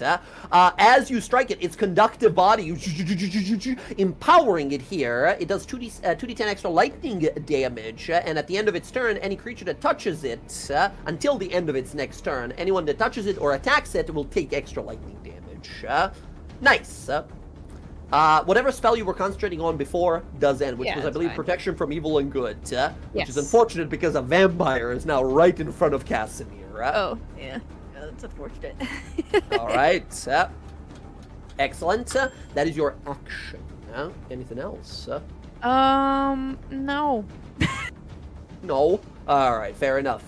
Excellent. You have a bonus action if you want to maybe lay on hands a little bit. If you have any left. I don't have any more lay on hands. Yeah. If you have any potions, maybe you can. But very well. I believe I have... Take a look if you do. Take a look at your inventory. If you want to, we're gonna jump on over. I have a I'm going to superior. take my heroic action.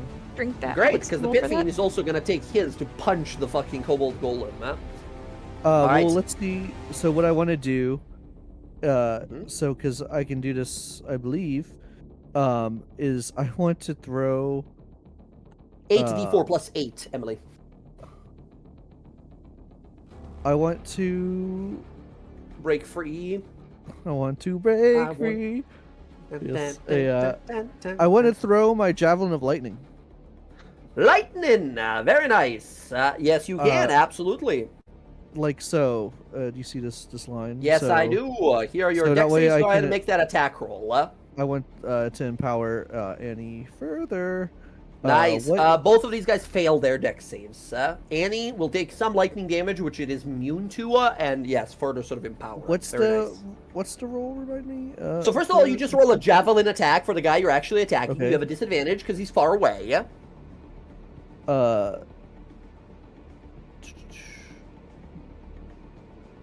Just a javelin.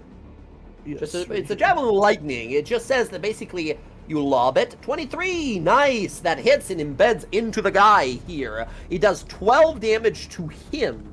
Yeah, ignore Plus, the Hunter's Mark. Go ahead and roll that 4d6 lightning damage for both of them that failed, and then additional 4d6 for the guy that you actually hit with the javelin. So 4d6, and then an additional 46. 14 damage. The giant below is barely alive. The other one is full health still, the one in front of Bryn. Full health was. And then additional 46 for the actual, impact of the spear. Also 14. Nice. Very good. Very good. The javelin is now embedded into the side of its neck as it grabs, blood pouring from its mouth. Nicely done. Very nicely done. Bella. Hopefully that empowers him some more. It certainly Annie. does. It most certainly does. Annie is going to start slashing. It is unless Bryn, you command it otherwise, it's gonna keep fighting the pit fiend. Do you want it to fight someone else? And the pit fiend's this one, right? Yeah, that's the the gigantic biggest devil threat. man. I mean, Yeah, have him keep fighting the pit fiend. Keep fighting the pit fiend. It makes 3 attacks with its sword. 1. I clicked it, I promise. 2. There it is. 3. All 3 hit against the pit fiend here. Doing 23, 21, and 31 points of damage. Plus some lightning damage. And thank you for reminding me that is going to be additional. Bryn, because you activated this effect here, and because you and Bella, activated this effect here, can I have both of you guys to roll 3d10 each, and we'll add those together for the total amount of extra damage dealt by the conductivity of Mark 1. 16. And 20! Nice! Oh, goodness me, that's a lot of fucking damage. You guys altogether did 111 points of damage. The pit fiend is now just barely in bloodied. Thank you, motherfucker. Okay, he is just in bloodied here. The pit fiend is going to take a swing at the end of Cobalt Golem's turn here to finish this. Mace attack against Annie. 23 is Annie's ace. I will. unfortunately. Oh, wait. Silvery barbs. Okay, let's. I feel we have a few things to do. Here's silvery barbs reroll. Still hits. Yeah, I Sky? will safe transposition it. You want to do it this time? Okay. Yep. I'll take the You- smack from the mace. You swap, and this thing, boom, teleports over here. The mace on a 24 hits you, or 23, for 15 bludgeoning and 22 fire damage. oh boy. You take 37 points of damage. Funny enough, with all the fire you do, I don't believe you're resistant to fire. No. Okay. All right. That is at the end of the golem's turn. You save its life. That would have brought it down. It has less than 37 hit points remaining. Yeah. All of Can the I devils now go. sentinel attack? Yeah, the pit fiend for sure. Yeah. Okay. Sky, you guys watch as Sky reaches on out. 31 totally hits. Nice. 20 immune to fire. 24 points of damage. Nice. You guys watch as Sky reaches her hand out. The golem goes to block it, but you see the mace is going to hit the underside. It's going to blast it right open. Sky, reaching out. Flaming portal beneath you and the golem as both of you, falling into it, switch places here. Let's fucking go. And then the Sky, of course, with what you've done, you look up and a gigantic fucking mace boom, slams on top of you as you block some of it, but we see a little bit of blood. It's that, like, cool guy hero blood, where it's just like a single bead of blood down the side of your forehead. Alright, Casimir. Casimir, legendary. Yeah. Casimir, let's do it. Fire it away! Casimir is going to cast Prediction on the vampire. Prediction on the vampire, very good. Excellent. Vampire is predicted against. He's an elusive guy, a mercurial guy. We go to the minions here. We have 2 devils. Bryn, because this thing teleported, it's gonna fight you instead. The fire giant below, the fire hellion below, is gonna fight the golem. The golem might be dead here. 2 attacks against Bryn. First of all, Bryn. No. 15. 24. No. Yes. 24 smacks you for 16 plus 20 fire, and you cannot regain hit points until next turn. Hey, Bren. So that's only half the amount of fire. I took fire Half the fire, nice. So that's 26 total. Bren, you still have premonition available. You do have premonition if you want to just. Wait. You said fire. You have fire. Does my You're immune to fire, right? Because of your armor, I was gonna ask because of my armor and. Hey, let's go. You are Yeah. fully immune, so 16 points of damage, but it still leaves that hellbrand on you, which means you can't regain hit points. Okay, there we go. Against the Kobold Golem Mark 1. 30 hits. The Kobold Golem has 33 hit points remaining. Fuck. That does 33 damage exactly to the golem. As the golem teleports saved, you see malfunctioning lightning arcing in all directions here. You hear a leap, and this giant jumps, climbs on the top of the head, grabs it, and roaring tears the head off Mark 1. You hear the voice, all of you hear the voice of Mark 1 saying, Master, goddess of the I am so... And then a lightning explosion arcing up, spraying across the area here. The pitfiend's eyes moving quickly through the exploding rubble here. It looks at something. Everyone here, a perception roll. On a 20, you clock what the pitfiend saw. 26. Nice. 24. Very good. Okay. Not bad. Bryn, if you wanted to make a perception roll as well, you can. Okay, 1 second. Oh, wow. That's horrible. Perception. Golem falls and sort of wanders forward and falls dead over here. No, not so much. Sky and Roxy, you see the arcane battery flip through the air on a roll of d8. 1, the arcane battery falls into lava right over here. Boom, with the rest of the rubble, just sinks into the lava. As you see the pitfiend begin to turn and start walking that way. Actually, Sky, you didn't need to make the roll. I forget, because you have the magic detection always active. Okay. That is what happens, unfortunately. We still have some of these devil warriors here to fight. Oh, it fell into the lava? It fully fell. I'll draw a little X on the map. It's right here in the lava, like in that square.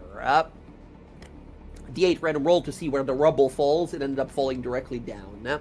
Directly up above it, which was at that point there. Okay.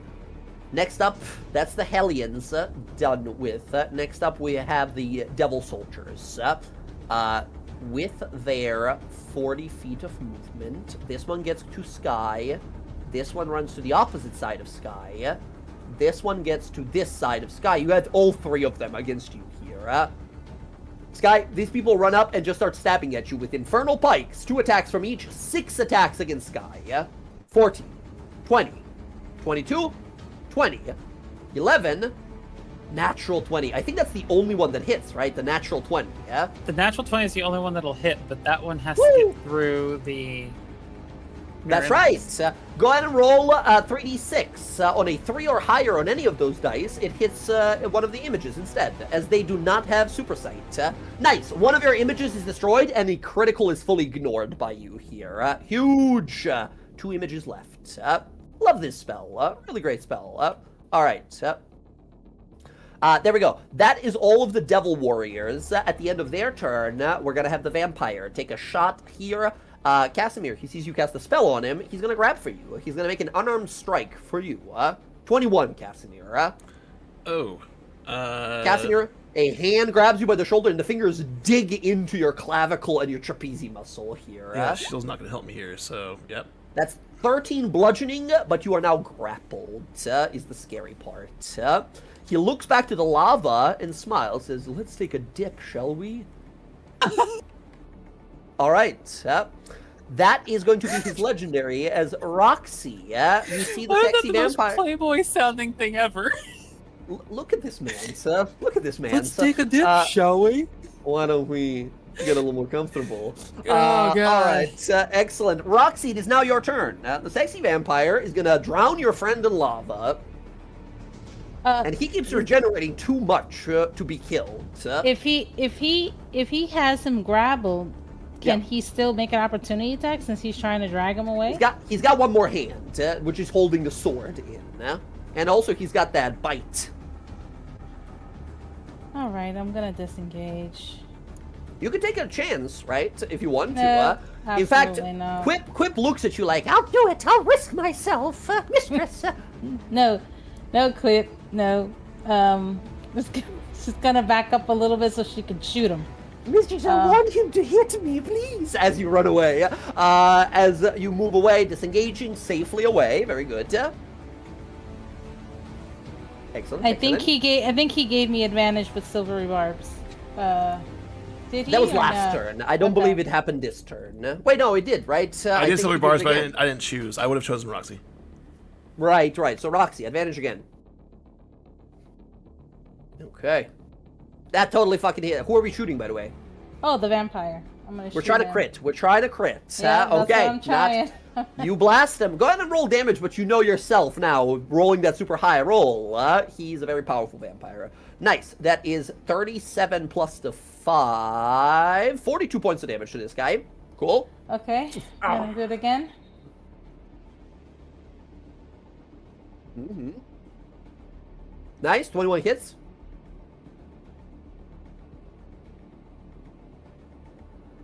Nice, that hits. 13 points of damage. Oh, sorry, plus 4, so 17 points of damage. Cool. Boom, boom. 2 arrows. Third one coming in.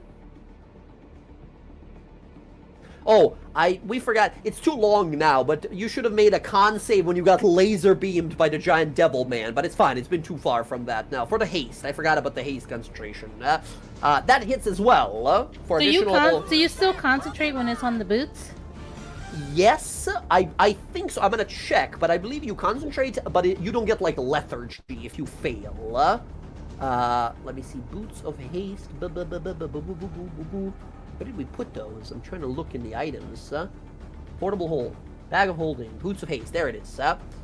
Yeah, check it out. It's just a haste spell. You're fully concentrating. Yeah. But if you fail, you don't suffer lethargy from them. And then I'm gonna take out one of the holy oil. Okay. I'm gonna give it to Quip, and I'm gonna say, I'm gonna tell Quip. I'm gonna tell him, all right, well, follow him and hit him with this bottle of oil if he starts moving. Quip has little heart eyes. Says, "I'll follow him anywhere," and he flies towards him. Right, well, before Roxanne ends her turn. Using telepathic bond, I assume I'm grappled, so I can't move, right? You cannot move. Your movement is 0 while grappled. Yes. Roxy, I need you to get next to me. Oh, okay. All right. Also, go ahead and roll Casimir. Extra 3d4 for, like, the guiding, what's it called? The prediction, Because he got hit. Extra 7 points of damage. Cool. And the haste hit him as well. Nice. Nice. You get a melee. Okay. Nice. Casimir's got something in his back pocket. Okay, Roxy, that's gonna be you. I mean, when doesn't he?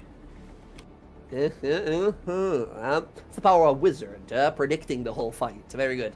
Roxy, that's gonna be your turn, I believe. Yep. Okay, Pit Fiend, legendary action. He looks on over, see that Sky is surrounded, is not too worried about her, looks over to Bella. Bella, one mace attack. Gong, down against you Okay. here. Bella, here comes actually a tail attack. He's going to whip you with his tail. 22, which I think just That hits. hits. Yep. That is 22 bludgeoning, yeah? Okay.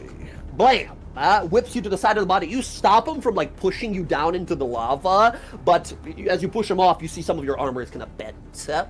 Alright, that was Roxy's turn. Now we go to Bella's. Okay.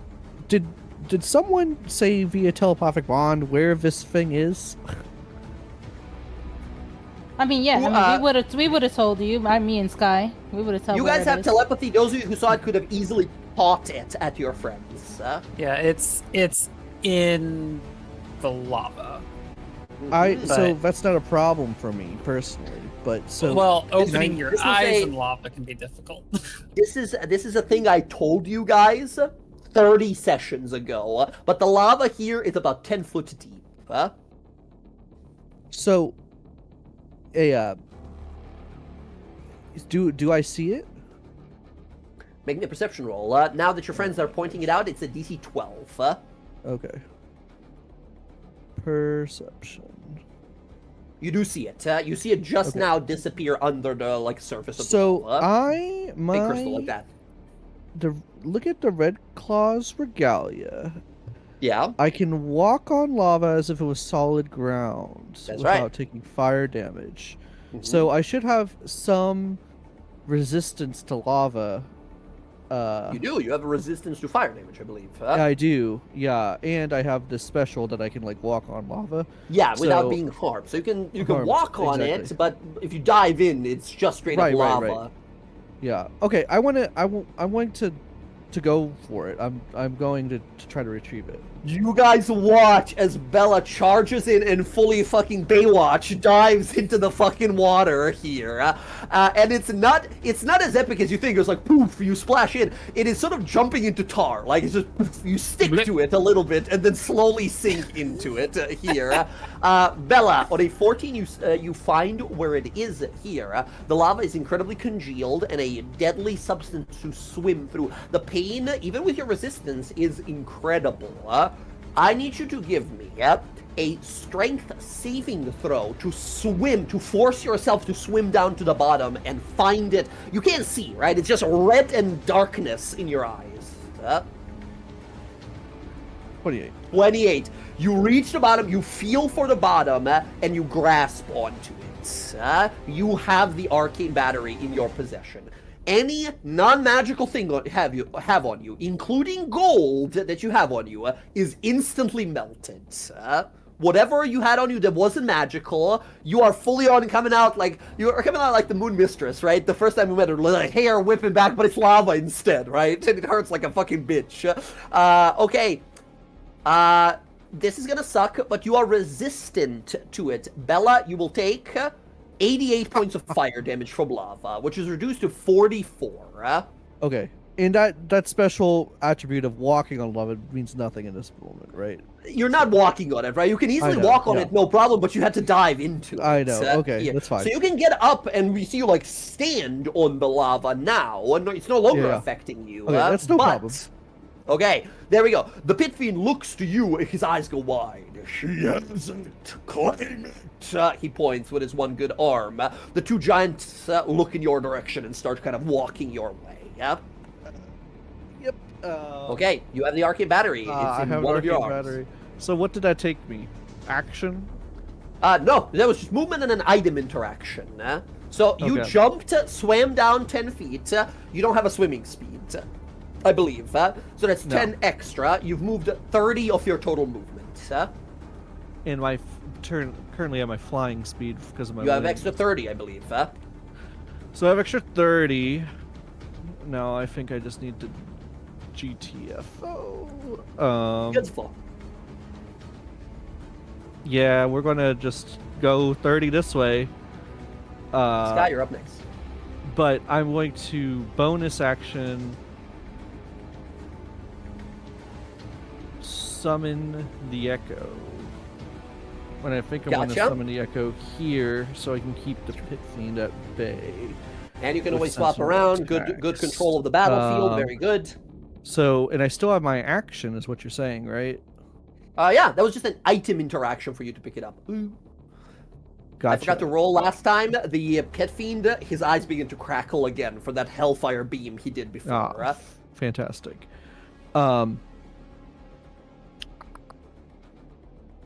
Action, anything? Yeah, no, I want to attack. I'm just trying to. So yeah, I think I'm. Man, I really would like to kill this random dude. One of these giants is nearly singular hit points. He's That's what I barely alive. figured. The guy that killed Mark 1. Yeah. Or destroyed, yeah, more so. Actually, if possible, I'd like to, because my Echo has a ton of movement too. I'd like to summon my Echo here first. Cool. Take the attacks, and then I'll move it over to try to Do kill it up. it. We fought these guys before. Plate armor, AC of 20. Let's go. Okay, here we go. 28 hits, kills, instantly gone. Great. As this guy is like celebrating that he killed Mark 1, appearing mid-air and slashing through the middle as his body of a giant, this like 27-foot tall thing, is bisected and falls in two parts and folds open. Done. Great. And then, also, I just realized this. I'd like to go diagonal if possible, so more into Okay. the air when I moved. So You have hopefully I can 30, be out so of melee. however far up you want to go. Yeah, so I'll go like, let's go 20 feet in the air. So 20 feet in the air, gotcha. so- But so on the that way way, I you can- sort of want to go by one of these guys and attack them, right? So, well, no, I'm talking about my main body here. When I got out of the lava, I want to go diagonally, like up. So that way, the idea Gotcha. is these guys couldn't get in the melee with me if they wanted. They'd have to- Right. You're in Right. the air. Understood. Yeah. And then, so the Echo will now move over to the Pit Fiend and take the rest of my attacks over on the Pit Fiend. I'd like to see you try. Here we go. 23. 23 hits. 18. 18 misses. So 6 damage though. 28 points plus the 6. Very good. Okay, in the bloody. I'll unleash Incarnation for Unleash. an extra attack here. Unleash the 26. incarnation. 26 hits. Nice. 23 points of damage. Cool. Okay. That is my turn. That's a solid turn. That's a very solid turn for Bella. Very nicely done. Sky, we go to you next. Sky, you're surrounded by a bunch of devil guys who are trying to grab you and slash at you, but your images here, which, by the way, what do they look like? They're like same exact as you, but when you look at them, are they made of flame, or like are they just like carbon copies of you? No, actually, so they're like 3 different variations of Sky. Mhm. Kind of. Like, you have one that's like the paladin copy of her, and then you have one that is the gunslinger copy of her, and then you have one that's more of like the younger version of her that's got the sword and magic and Sorcerer. everything going. Yeah. Yeah. Cool. Very nice. What you And- got? Well, we're gonna make this a little bit fucking harder for them, Jay. I'd like gonna to s- see you try. Oh, that's okay. Bet. I'm gonna spend another sorcery point for another bonus action spell real quick. Huge. And Fucking non-concentration here. Or well, Okay. this one will be concentration. So I'm going to swap 2 additional AC for Blur. A blur spell, very good. Again, an illusion spell, as the Pit Fiend just sort of looks at you. But the other guys are confused. Yeah, I'm not too worried Okay. about the Pit Fiend. And because I got stuff for that. too. Illusion and mirror images, nice. I know, right? Okay. So we will pick that off, and we've got the blur going. Guess I'll start attacking devils since I'm Fair. surrounded here. Let's see. This will be None normal. of these guys are injured whatsoever. No, that's fair. We'll start with this one. Let's go. 19. 19 misses. AC of 20, yeah? Ooh. These are all Second swing. serious guys we're 25. fighting, yeah? Totally hits. All right. He's gonna take 14 slashing, 5 radiant, and an additional. I'll Nice. pop one of these on him. Definitely a fiend. Yes. Bonk for an extra 28. Oh my god. Nicely done. This guy's now bloodied immediately, yeah? Bam! Devastating strike against this guy, yeah? And then because I did use a sorcery point, we're gonna regain Get some temporary hit points, temporary hit points. Yup. D4 plus charisma or level? I forget. D4 plus charisma. Nice. D4 plus 5. 9 temp. Huge. Very nicely done. Very nicely done, Sky. Your magic sustaining you, fire wrapping around you as you release flaming sort of blast, the smite. Very nicely done. I believe that's your turn. Yep. Okay, very nicely done. Short and sweet. Casimir, before we go to you, the vampire is going to use a move action. He has a movement of 50, but with while holding another, or while dragging another person, it's halved.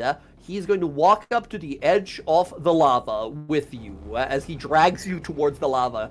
Roxy, you can take a attack of opportunity if you want. Okay. So reaction.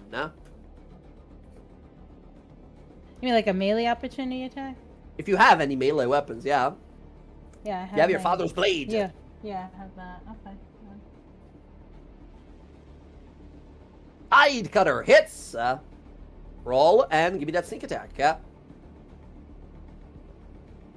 Oh, sneak attack. Oh, hold Yeah, on here. because sneak attack is totally applied in between turns as well. It's just once per turn, not per round. Kablam! Nice! That is 35 points of damage to this guy. He's now bloodied.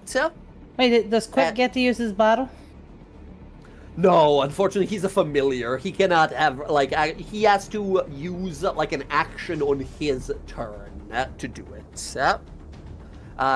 Casimir, is now your turn. Before the end of his turn, or his action, Roxy, do you still have your anti-hero movement? I do, yeah. I haven't used it yet. Can you use it and get right next to Casimir? He's talking to you in the Yeah. Yeah, I can. I have, Don't have let him take movement. me away.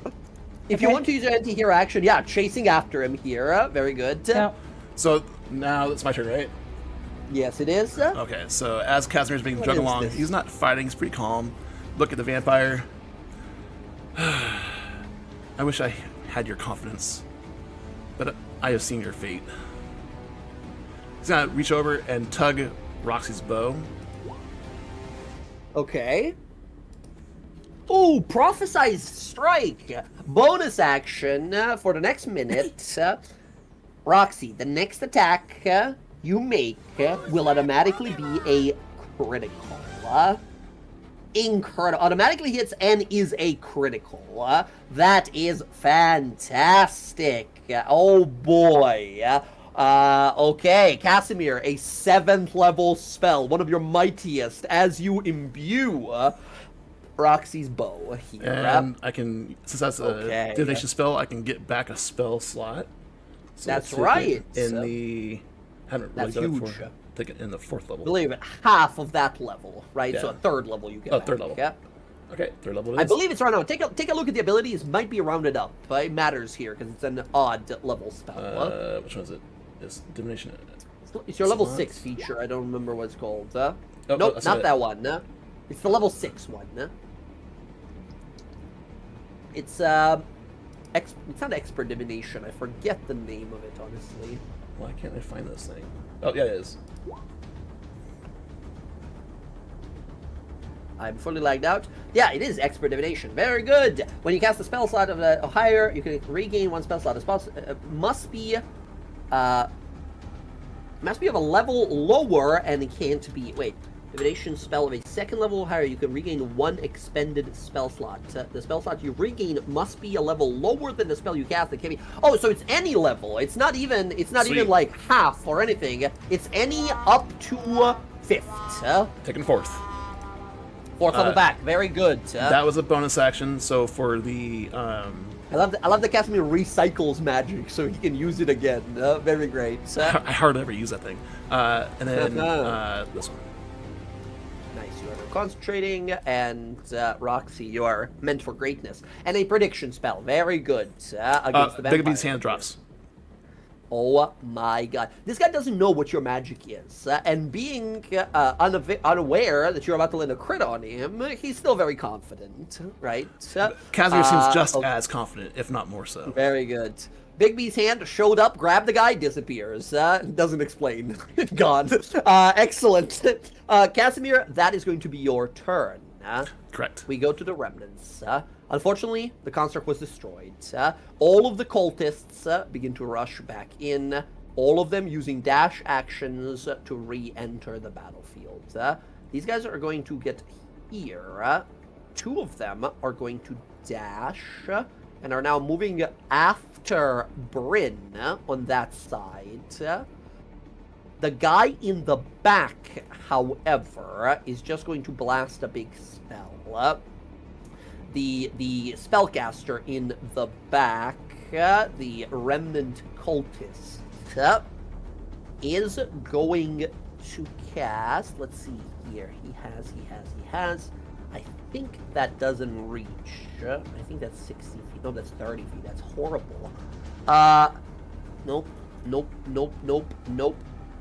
I think he's just going to cast on himself Greater Invisibility. That guy goes invisible for the next round. For the rest of this combat, as long as he doesn't get found. Okay, there we go. Excellent. That is the cultists. They're all joining the battle now. Lucien and Asgrol go next. Friends, here comes trouble. The vampire instantly regains 100 hit points. I will say, we've done more than 100 to him that round, but he wasn't crit, so he heals back most of it. He looks over to the people around him here, and is going to start making attacks. First of all, Casimir, he's gonna jump with you into the lava, fully holding you. He leaps face first with you into lava. Roxy, you have used your reaction already, I believe. As this guy is going to leap with Casimir into the fire here. Casimir, I need you to give me athletics or acrobatics, as he's not only going to jump with you in the lava, he's going to get on top of you and try to push you and submerge you under the lava. Please go ahead and give me athletics or acrobatics. You are trying to beat his athletics. He's not proficient in it. That's a 15 you got to beat. 19. You are not submerged, but both of you are pushed into the lava here. Both you and the vampire take 64 points of fire damage. You, however, yes, are resistant. So you take 32. He draws his massive blade while holding you in the lava, says, "Come on now, little devil. It's time to rest." For that 34 damage, I would like to premonition. Your premonition. You take no damage from lava here while he takes all the damage. That is incredible. Very nicely done, Casimir. So you don't need to make a saving throw against the concentration and stuff like that. However, that's just him moving you into the lava, leaping with you. Then he's going to start just absolutely digging into you with his 3 attacks. He makes an unarmed strike to grapple you. 28. Casimir? Silver barbs that. Silvery barbs that. Very good. Silvery barbs reroll says 19 Shield. instead. You can do both. Both are reactions. Abjur's Gilder gives it to me. That's right. You had that from level 1. You had that I've item never from gotten rid level of it. 1. Incredible. That is going to protect you. Very good. Then he's going to make 2 more greatsword attacks here against you, which does mean he has to let you go. So you are no longer grappled by him, but, you know, he thinks the damage is done. You're in the lava with him. Here's the 2 attacks, 26 and 31. That sucks. Yeah, that's going to hit no matter what. Oh. From being on top of this statue thing, Yeah. you can still see him, right? He is 10 feet below. Make me a perception roll on a 15 or better. You can see him because he's like down below the platform. Since I know Roxy's got a crit next, I'm gonna give the advantage to Bryn. You cannot see Bryn. You're under the there's Okay. you're Get to me. 10 feet below. You gotta get it to yourself. I'm gonna use my reroll. Ooh. See if I can't. Reroll to It's see only it. 11. Yeah. You cannot see him. He's too deep below in the lava. Okay. Casimir. First one hits you for 17 slashing, 9 necrotic. Second one hits you for 16 slashing, 3 necrotic. I don't believe you're resistant to necrotic. A negative. So that is just straight up 45 damage to you, that's going to Casimir. be- Both of these. First one is a DC 13 concentration. Second one is a DC 10 concentration. Okay. Let me do this fast. I got math. 68, 28. I'm down 28. Okay. All right. Con save. 13 and a 10 for the 2 attacks you Oh, took, come on, baby. to concentrate on your spell. First Good. one. Inspiration. Inspiration reroll. Need a 10 on this one. Oh, come on. The prophesied strike on your hand there, Casimir. Wait. Disappeared. I would have. Oh no, advantage would be the first one. Advantage would have been on the first one. Yeah. Unfortunately, Casimir, the spell is gone. Brutal. Damn. Absolutely brutal. As he continues to tear into you down here. Good thing you use that immunity, because that would have killed you, these attacks. And then you would have been left in lava, which would have sucked. That is him. Now we go to the pitfiend. The vampire is close to bloodied, but he didn't get that crit against him. The pitfiend. The pitfiend sees the Bella's echo. Unfortunately, pitfiend is a intelligent combatant. He's going to tail swipe at the Bella's echo. He gets it out of the field. Oh, wait. 27. Bella's... I'm sorry. Whoa, Can I what? do one more thing? Yeah. I have the metallic from the Ascendant Dragon Focus. Lets me reroll. Okay. A save. Right. Yes, you can. I think it's a. Is it a reaction though? I gotta find it. I'm gonna give it a check. That is see. the. That is metallic. the Ascended Dragon Focus, right? What is it Oh called? yeah, that's reaction. It is. It is a reaction to Never mind. You can reroll for yourself or allies within 30 feet. Yeah. Okay. Bella, 27. Your echo is destroyed. I'm just gonna put it like at the bottom of the map here. You can re-drag it in if you need to, because I'm assuming you're gonna resummon it in. Yeah. Okay. That's one attack. It then looks on around. It sees Bella there. It has a flying speed of 60. So Bella, it flies into your space and lands here after you. He grits his teeth, says, "No running this time, Majesty." He makes a claw attack to try and grapple you. 29. Yeah, that grapples me. 31 points of slashing damage to Bella. Bella, you are now grappled. He's just holding you. You cannot escape. You definitely see this one, Sky, if there's anything to be done. Yeah. I want to swap places with Bella and take the hit for her. Oh my god, you see what's happening? You swap locations with Bella with your reaction here. Bella, you are no longer grappled, but Sky, the hit lands on you. Sky, you take 31 points. Bella, take back your 31. What about the mirror image? Does that help at all? Oh, the mirror image, that's right. Go ahead and roll to see if this hits a mirror image instead. Oh, no, doesn't matter. He has true sight. Because- He sees right through mirror images. Oh, dang it. Yeah, Yep. illusions.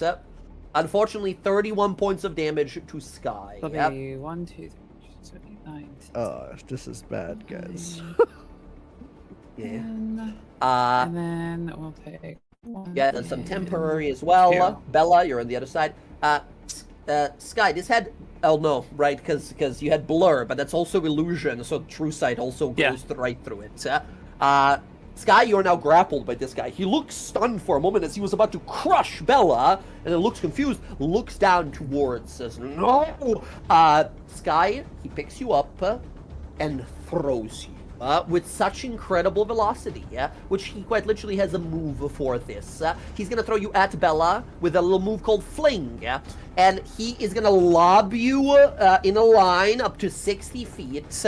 Actually, no, not at Bella. He just wants to get you out of here. So he throws you at Roxy over here. Roxy, I need a DC 23 dex save, or you will be slammed in by Sky and go prone. You as well, Sky, need to give me a DC 23 dex save or be knocked prone. However, you will be flung and you take a d6 bludgeoning damage for every 10 feet you are thrown. You are thrown 45 feet, so 4d6 damage to you. There oh goes my my, god. there goes my Here's a crit que- roll that I could have used. Fuck you, game. Brutal. Here's a question. Being able to fly, Yes. can I try and catch myself in the air? I'll give you advantage on it, but don't worry. This is like save or suck. You saved, so nothing happens to you, Okay. right? You don't land prone or nothing. You would have taken 12 damage. Doesn't matter. He throws you over here. You catch yourself right next to Roxy, right in front of Roxy. We'll say right here.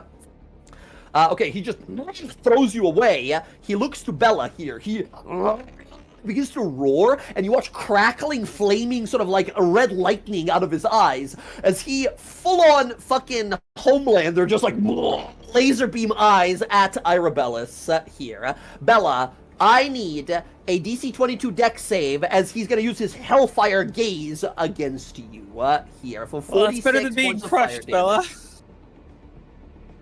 damage. Indomitable. Indomitable, go ahead and reroll at your level. That succeeds, Should- right? Plus yeah. your 13. 14. Let's go. Plus 14, right. This succeeds. You take, I believe, let me see. On a success, creature takes half damage. You take 23. You're resistant to fire. That's 11 fire damage to you. As these like fucking what are they called from Darkseid? The annihilation beams that he does yes, that, like yes. go around corners.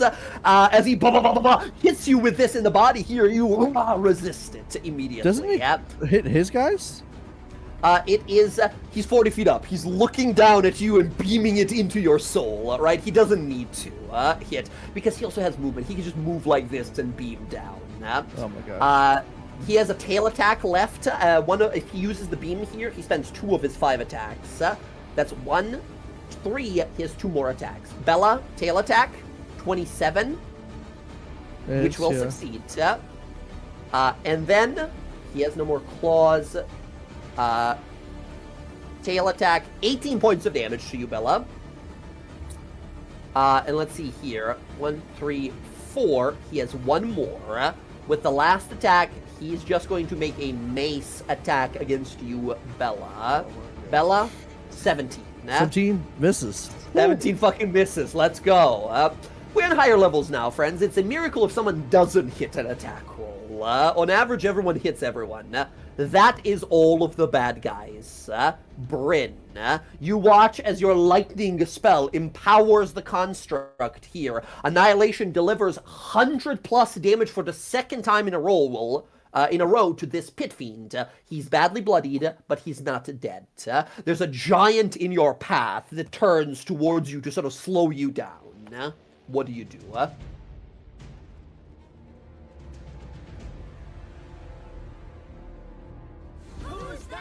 Emily, you there? Yeah, sorry, I'm trying to deal with my kid. Somebody's all not good. home, and yeah, I'm just gonna attack. I might have to leave the game early. That's all right. That's all right. So, what you got here? Giant trying to stop you from going to the pit fiend. Pit fiend is bloodied, badly so. He's in my way though. I expect, right? He is, but he's a giant, giant-sized, which means 2 sizes larger than you, which means you could just walk through his space. You run through his legs. Okay, I'm gonna. Lucas, stop, please. Alright, yeah, I'm gonna. So I'll still be next to him, so he's not gonna be able to attack me. And Gotcha. then I will hit the pit fiend. Let's do it. Let's do it. 21, pit fiend. That's his AC. That hits. Alright, I'm using a level 3 smite on him too. Let's go. He's a fiend, so add extra. Is that 40? Third one is, I believe, is 48, so it becomes 5d8. Oh my goodness, that is all a lot of damage. You do 66 damage. 1 more like that we need. Cool, I'm hitting him Badly again. bloody, not dead. Let's go. 34. 34 hits. 34 hits. Let's go. All right. Okay. And let's see, what have I got? He's gonna take a level 4 smite now. So that's a Level 68. 4 smite, so that's 68 now, plus 30, 55 points of damage. Bryn, how do you kill the pit? Yes! Nice. As you watch, you see Sky switch places. He grabs her, flings her away. She catches herself. This thing, boom, boom, hammering down violently on top of Bella, who's defending herself with her blade. Laser beam eyes as it roars in this place. We hear sprinting sound. Lightning arcing from her body. Bryn, you sprint. The giant swings at you as you shoulder slam into his leg, almost breaking his leg and spinning him around. You get past the giant. The pit fiend looks over his shoulder, raises his hammer to swing down at Bella one last time. What does this look like? 40-foot tall pit fiend, take it away. Yeah, when she jumps, it's kind of just like she goes straight for his heart. Just she's got the axe. I keep thinking it's a sword. She goes and takes it. I'm sorry. My kid is like being really awful right now. It's all right. It's all right. Yeah, she just goes in for, I guess wait, Fane Eater's a decapitating one, right? No, it just does a ton of extra damage on hits. But it can Well, be a you- decapitating for You this. s- yeah, I was gonna Absolutely. say when what's his face had it, it was Archon had it. It was. So she's gonna go for his head. She's gonna just cleave his head right off. Absolutely. Bryn, you vault into the air. You guys watch as her body turns into a bolt of lightning, flying 40 feet into the air. A blade crosses across. The pit fiend swings its one arm to stop you with the mace in it. Your blade goes right through the forearm, cutting the second arm off. As he tries to move his head to the side, like a bolt of lightning, you fly right on through. His look of hatred changes to a look of shock. And then his body begins to swivel one way and the head the other way. As the pit fiend ignites, the whole body ignites here as he falls to his knees. And as his body and head, boom, hit the ground at the same exact time. All the other fiends are looking stunned at what just happened. Incredible. That is your 2 attacks. Is there anything else? No, that is it. All right. Nicely fucking done, Bryn. Next up, we go to the vampire, who's going to take a legendary action. Casimir, he's going to bludgeon you over the head with a greatsword. Can I use my legendary action first? I was just gearing up for it. I don't think so, Okay. because, All right. well... All good. All good. All good. I think it's just like whoever calls it out first, right? In all fairness. Plus, I think he has way more dex than Sure. you by default. 21, he's going to hit you in a 21, Well, silvery I believe. barbs it. Silvery barbs. Wait, I can't. I've already used it. You used it already, and you used the shield already, and I think this hits through the shield. Yes, it does. Yep. Okay. That is additional 23 points of damage to you, Oh man. in the lava. Now you can go ahead and use your legendary. Sweet. I'm gonna use my legendary action to get the hell out of there. Okay. How far can I move in lava? You, I don't think, have a swimming speed, which means your movement is halved. You are also 10 feet below the surface, right? So you can move half your movement. But keep in mind, I believe you can move here, but it does provoke an attack of opportunity. He's going to reaction attack you if you move away, yeah? Okay. Yeah. I can get you. Huh? All right. Wait. You got me from 10 feet below lava. Yeah, I'll do it. I'll stick my hand in there. Okay. Oh, God. All right. Casimir, if you wanted instead to cast like a spell or something, yeah? But No. keep in mind, it does not make you Yeah. you disengage this movement. Yeah. Do you have Misty Step? I Yeah, do. but you can only cast cantrips Right. as Cantrips, a yeah. heroic action. It's his turn. It's not his turn. Let's do. Damn it. I You don't can't have to focus. do one yet if you don't want to. Yeah, I'll hold realizing now that you I'll may hold be. Okay, understood. That's end of Bryn's turn. The Devil Warriors. We have the Giant. Bryn, she's gonna have to drop out. All good, Bryn. Take care. Thank you, thank you. Thank you for playing, Yeah. Emily. That was Thank dope. Say hello to the babies. All right. Yeah, he says hi. Say hi. It's Hi. okay. It's okay. Hi. Hello. Hi. Hi.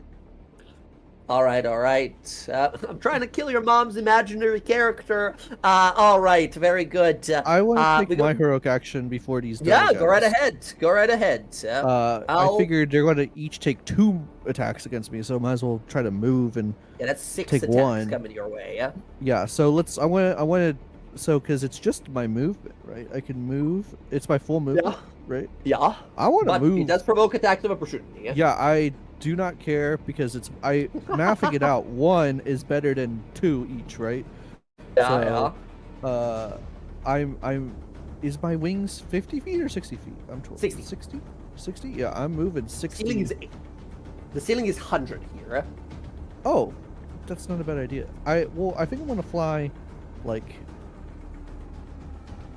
this way, and Okay. yeah, like 20 feet up. 3 or attacks. something.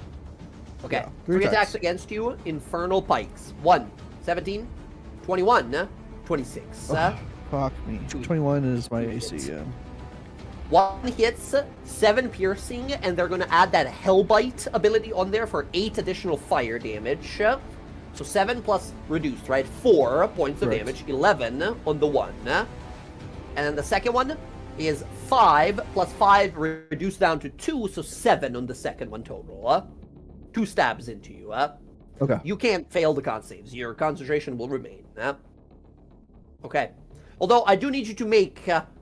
You took what was it, 30 something that one time from the. No, the claw did not go for you. The one that hit you was a tail attack. Oh, but that was not enough damage. You could not have failed the save. You're fine.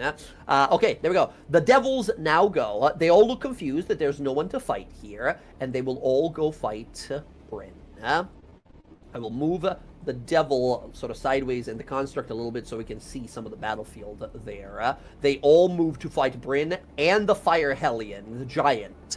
All 4 of them are attacking Bryn. That's 8 attacks against Bryn here.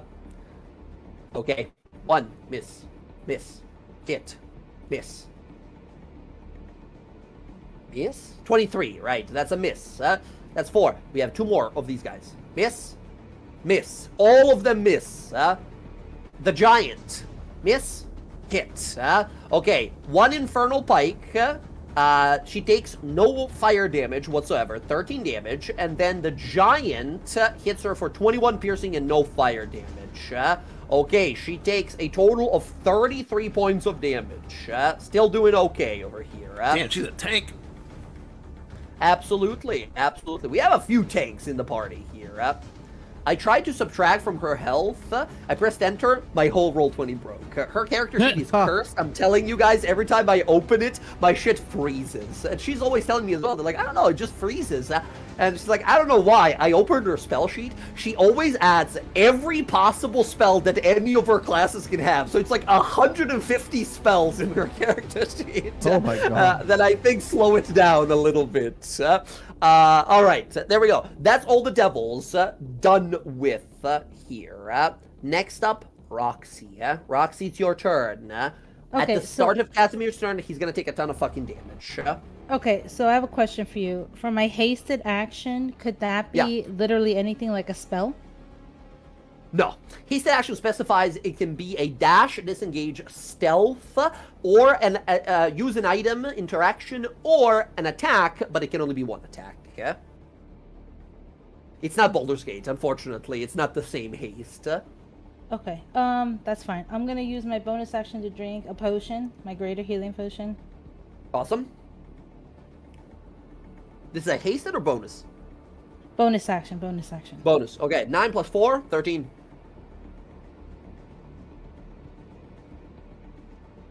Very good. Quip's looking at you, Okay. holding a little bottle of holy water. Yep, I'm just gonna say, alright, Quip, you're gonna stay here with Sky, alright? Help her attack whoever she needs to attack. And she's going to jump right here to try to touch Cass with, she's gonna take her key out. And right when she grabs Cass, she's gonna dimension door him right here. Over here. Oh my god, you maniac. Oh, that's awesome. You guys watch as for a moment, Roxy, you're like, I just got this brand new leg. I don't want it to have like burn marks all over it and stuff. Ah, fuck it. You leap out towards Casimir, burning away. Casimir is sinking into lava, wounds here, as this giant greatsword of the vampire spins around. He says, good night, and he swings down towards you, a hand coming in, grabs you. You grab it because he's sinking mostly. You grab Casimir by the horn here as you spin down. The key, we hear a click of a door opening. A gate opens in front of you. Both of you shunt out and fall right over here underneath Bella. Huge play by Roxy here. Lucian the vampire looks around confused. What the fuck just happened? Nice. That's your action. You have a hasted still. Yeah, she's gonna try to shoot him. I mean... Excellent. He now has 3/4 cover because he's 10 feet below the ground where you're looking at him. I'm trying to debate whether to shoot him and take... I want to try to get a crit on him before, so that way maybe Sky could do some damage to him. He's in the lava. This could be the round if anyone crits on him. He took 60-something damage from lava. I'm going to take the chance, because if we can crit him and Sky's coming up next and so is Bella, it's a chance that we could kill this vampire. So I'm just going to take the chance. I crit like shit, but you know what? I straight up stole 2 crits for you this fight. There goes on that one, you see? 3. Technically 3. Technically what? Oh yeah, technically 3 crits, that's right. You send out the arrow here. The arrow catches the side of the rock, destroys some of the stonework, but doesn't go in now. Alright. She's gonna look at, she still has movement. She only used 30. She crazy has movement, 60. crazy. She's gonna, you gonna be okay here, Cass? Oh, thank you. Yeah, I'm fine. Do what you need to do. Alright, I'm gonna move back up here because I want to be near Sky just in case anything happens with this vampire. So I'm gonna move up 30 feet right behind this pillar. Very good. Alright. Roxy, end of your turn. The vampire is going to use a legendary action to move. He has a climbing speed, so he will climb out of the lava using 10 feet of his movement, and then for the remaining 40 that he has, he will move across the bridge, like so. That is all of his turn. Bella, we now go to you. Bella, you are low. I mean, I was going to say, Casimir is dripping with like lava. I mean, I didn't know if Bella wanted to pass me the thingy, and I could put it in the bag. But if she did, I would take it while I run past her. She can do it on her turn here if you want to, Bella. I don't know. Because if I'm running past her, maybe the vampire doesn't know that I took it. I mean, I do have pretty high run by, like a baton. I do have pretty high sleight of hand. Although Bella, the person handing you this, has the stealth and subtlety of a flung battle axe. So it'll be sort of a mix-up of roles. Bella, what do you want to do?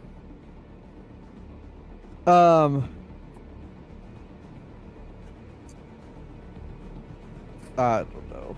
I feel like this is all about survivability now. This is like, I feel like this is just about surviving. Hey guys, Emily's not here, but I'm a cruel bastard. Bryn might die surrounded over there. I mean, they're all missing her and such, but she's over there fighting. No, I think if you were a cruel bastard, you'd use her spell slots for healing instead of smiting. But, well... It's completely opposite of what she would do. It's entirely cruel to Emily in the spirit of her. She can't heal herself even if she wants to, because the guy hit her with the thing and now she can't regain hit points until the start of his next turn. No, that's what I'm saying. Like, we need to kill all of these guys except the vampire and GTFO. That's what I think. Well, we got the thing, right? We got what we came here for. But the only way out is through this door that everybody's at, right? This is the only way out. Any means of teleportation?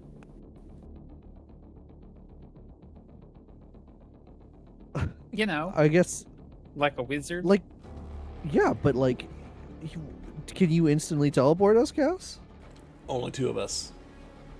Only 2 of us. Yeah, that's what I thought. We're in a situation where we have to fight. We have to survive. Don't you have the teleport spell? Yeah. Yeah, teleport's more But than 2 people. it's an action. Yeah, teleport I thought it was a- circle is a 1 minute. Teleport spell is just one action and you're gone. Yeah. Do you have it like? Can we do it? It is is it, selected. like- Yeah. Oh Yeah, no! yeah. no. Yeah, I I- use a spell slot. I only have one spell slot for that level. 7th level? Yeah, Yep. yeah. And I So think you used your 9th level, like, dragon focus correct. ability already, right? Yeah, okay. And so you can cast it. Or not? No, I You cannot. cannot. I can. Without a spell slot. I have Dimension Door. Okay, that's what I thought. So Yeah. we have to survive. Alright, So I think there's I'm few gonna enemies keep left it. here. I think I'm gonna keep it. Okay, I keep think- it on yourself, very good. Might I suggest a second wind, maybe? Or a potion? Well, I think I'm going to superior healing potion. Nice. The question is, should I do it as an action? Bonus action will let you keep attacking, but, you know, it's a But lot of I healing. feel like I should do an action. I think I'm just going to heal. I want to heal. Okay. I Understood. think I'm going to do an You action. can do that on top of a second wind. That's right. what I was thinking of doing. Superior healing potion as an action is 40 hit points to you, and then roll a d10 plus 14. D10. Just roll a d10. We'll add the thing afterwards. Nice. Nice, That's almost 23 extra healing. Yeah.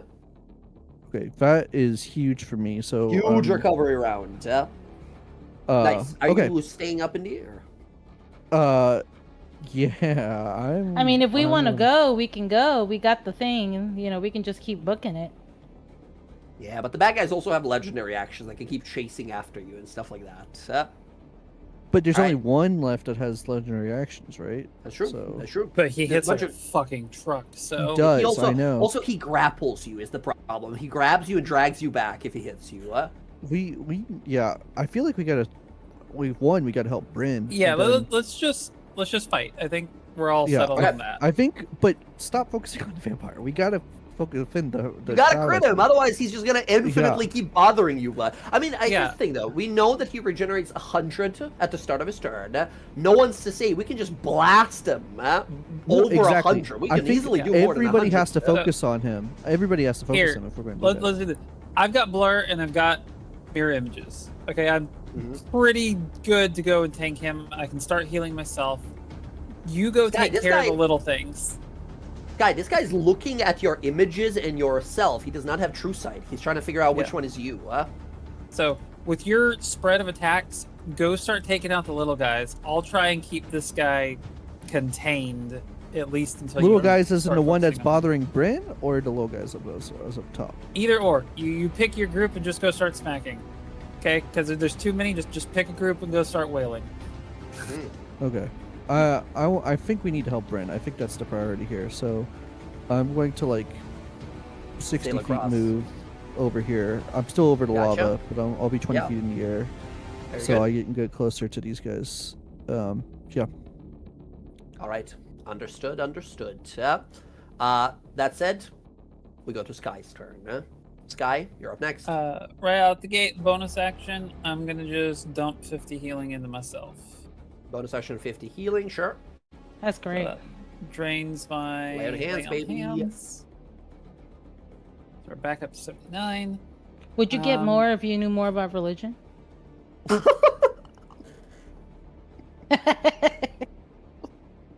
I'm gonna. That's so fucked. Why can't you give a fucking paladin religion? That doesn't make no fucking I'm gonna sense. come over here and I'm gonna hit Roxy. Oh my god. It begins. All right. So Listen, Quip is Paladin is more so about ideals and what some gods maybe stand for. Paladins are not necessarily connected to gods. Sky, I wouldn't classify as a paladin. I would classify her as a sorceress warrior. Is what I Oh, would okay. say. Right? Yeah, that makes sense. Mhm. Okay, Quip is riding with me, right? He will if you want him to. Absolutely. All He right, will- we're ride or die. Yes, Quip, yes, let's yes, go. yes. I told him to go with her. Perfect. Uh, he whispers into your ear, "I'm right here if you need someone to blame." I mean, maybe can he pour the oil on her blade? I will allow it. He will use his readied action to pour the oil here. Sky, your next attack will do additional 2d4 points of radiant... Oh, sorry, 2d6 points of radiant damage. My oh my, we can't keep meeting like this. Probably not, but here we are. Mm-hmm. And we're gonna swing for a 25. That's a hit.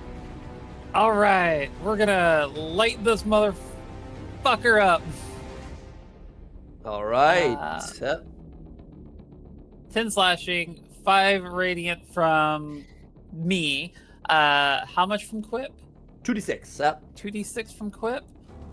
All right. Nice. That's 7. We've been holding on to this. We haven't used it yet. We're going to. 22 so far. Yep. Boom. I know. I probably should wait for a crit, but this will be fine. He is undead. Yes. He's undead. And handsome. Only 22, but we're going to Okay. also Two extra. spend that for an extra 2d8 from our sorcery. Boom. All radiant. Extra radiant damage. Very good. Okay, nice. That's your first one. He's at the edge of bloodied, but not bloodied yet. Is all of that, is the radiant damage from the oil every time I hit? No, just the one attack. Because Just usually one the radiant attack. oil is like you lob it at a guy. Yeah, but here we'll apply Gotcha. to the weapon. Okay, and then we will swing with Nighthawk for the second time. That's a 19. 19 misses him. Okay. All right.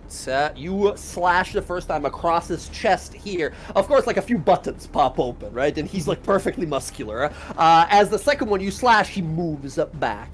Not so fast. All right, Rox all said, right. be careful, he's using other kind of magic. His buttons are opening up, be careful. He flexes a little more, and the button naturally pops off this time. All right, Sky, that I believe. It's a little red across Sky's cheeks. It's just like, whoa. My eyes Anna, are do we up have to here, do we have to as kill you look that? up. Do we have to kill that guy? Just disable him and just chain him up, right? Change sides. You hear Quip say, but when I ask for that, nobody listens. Excellent. Sky, I believe that is going to be your turn, unless you got a bonus actions. Oh, no, bonus was... No, did you heal? I don't remember. Oh, yeah, bonus action heal. Bonus Yeah. action. Okay, Sky, that's going to be your turn. He's going to swing on you. At the end of your turn, he's going to use that big sword of his to swing on you. With 30 disadvantage. with the disadvantage. Christ. So we're down to 2d6 is left. You roll. Woo, nice. One of the images is destroyed. You are left with one of them. Okay. All right. Okay. Excellent. That's him. Casimir. We go to you. Yay! Casimir, you I'm are saved alive. out of lava. You are single digits. This has been the worst night of your life. A No, bunch of undead no, it attacked you in hasn't. Niman, It and then a shadow dragon. Oh, right. Okay, Casimir, take it away. We're gonna move here, and we're gonna take a full action to drink a superior potion. Okay, 40 hit points. So pussy at 45. Thank you. And then we're gonna cast a bonus action spell at level 5. Embrace destiny. Let's go. 5d20s. Roll them up. Okay, mark those down. And, Excellent. Casimir, That'll be his turn. I believe that is going to be nice and simple. Your turn. The remnant cultists. They begin to rush in towards us. Only one of them can make it all the way to you, Roxy. The rest of them are approaching, but not close enough. They take dash actions. One gets to Casimir. One moves here, and with a dash action, one is going to move right next to here. They just sort of get into position. These ones just straight up are dashing and moving over here to go fight Bryn. This one is going to go down the middle here, and with a dash action is just sort of looking up towards Bella, but is unable to reach her. Okay, that's all dashes. Only one in front of you, Roxy, can attack you with their packed blades. A 9. That will miss. That is all of them. However, friends, up top in the north, we have that remnant powerful mage, cultist, who currently has greater invisibility on him. He walks into the room here, looks around the space. He looks to Bella all the way back there. He is going to cast a spell on Bella. Bella, Finger of Death against you. Well, actually, I gotta check, but I think you're within 90 feet of him. I was gonna say, yeah, I'm 75 feet away. Yeah, you're 75. Finger of Death, Constitution saving throw, please. Oh, con Am save? I- Okay. Can I No, don't worry. counter It's spell con save. him? I don't think you can, right? He's invisible. You don't see him. Yeah, we have the wine. Yeah, but that's 30-foot range, I thought. No, it's everywhere, right? If he's invisible, you can see him. Yes, Sky, you can totally counterspell this guy. Very nice. Con right. save, no, he can't make it. His con is ass. You counterspell him. Finger of Death spell, boom, countered. Nothing happens. That is his whole turn. He looks confused, like, I did cast greater invisibility, right? He's like looking at himself. He's no longer invisible, right? No, he is. This is greater invisibility. No matter that's what right. he does, he's gonna be invisible. Okay, that is his whole turn. He tries the biggest spell he's got, fails. Okay, Lucian the Vampire. He looks to Sky, says, "Let's dance," and a bunch of fucking attacks come your way. He's gonna make 3. Well, he's gonna start with 2 attacks against you. If those miss, he might change targets. 1 attack, 17, misses. Miss. Second, Miss. 19, misses. Bonus action, he's going to cunning action disengage. Actually, he doesn't need to because you counterspelled. Bonus action, he's going to cunning action dash, get over here. He's going to make that one last attack against Roxy. There you are. And then he gives a big swing. Roxy, 25 Oh, against you. shit. That's 4. Yeah. That's a 4. 4 plus his 13 is 17. That will miss. Let's go. Okay. Now Casimir saving Roxy. I love this fucking shit. Excellent. That's his whole turn. He just does this a bunch of stuff. Sky, you realize he tries to battle you, and you're too badass, right? You block all of his attacks and move out of the way and everything, and you seem like, can't waste time. And he bolts past you towards your friends. All right. Bryn will go next. The cats are fighting in the middle of the night. Excellent. Bryn will start chopping heads. I have to go on an arduous journey of opening Emily's character sheet. Give me one moment. Emily's character sheet's gonna break his internet.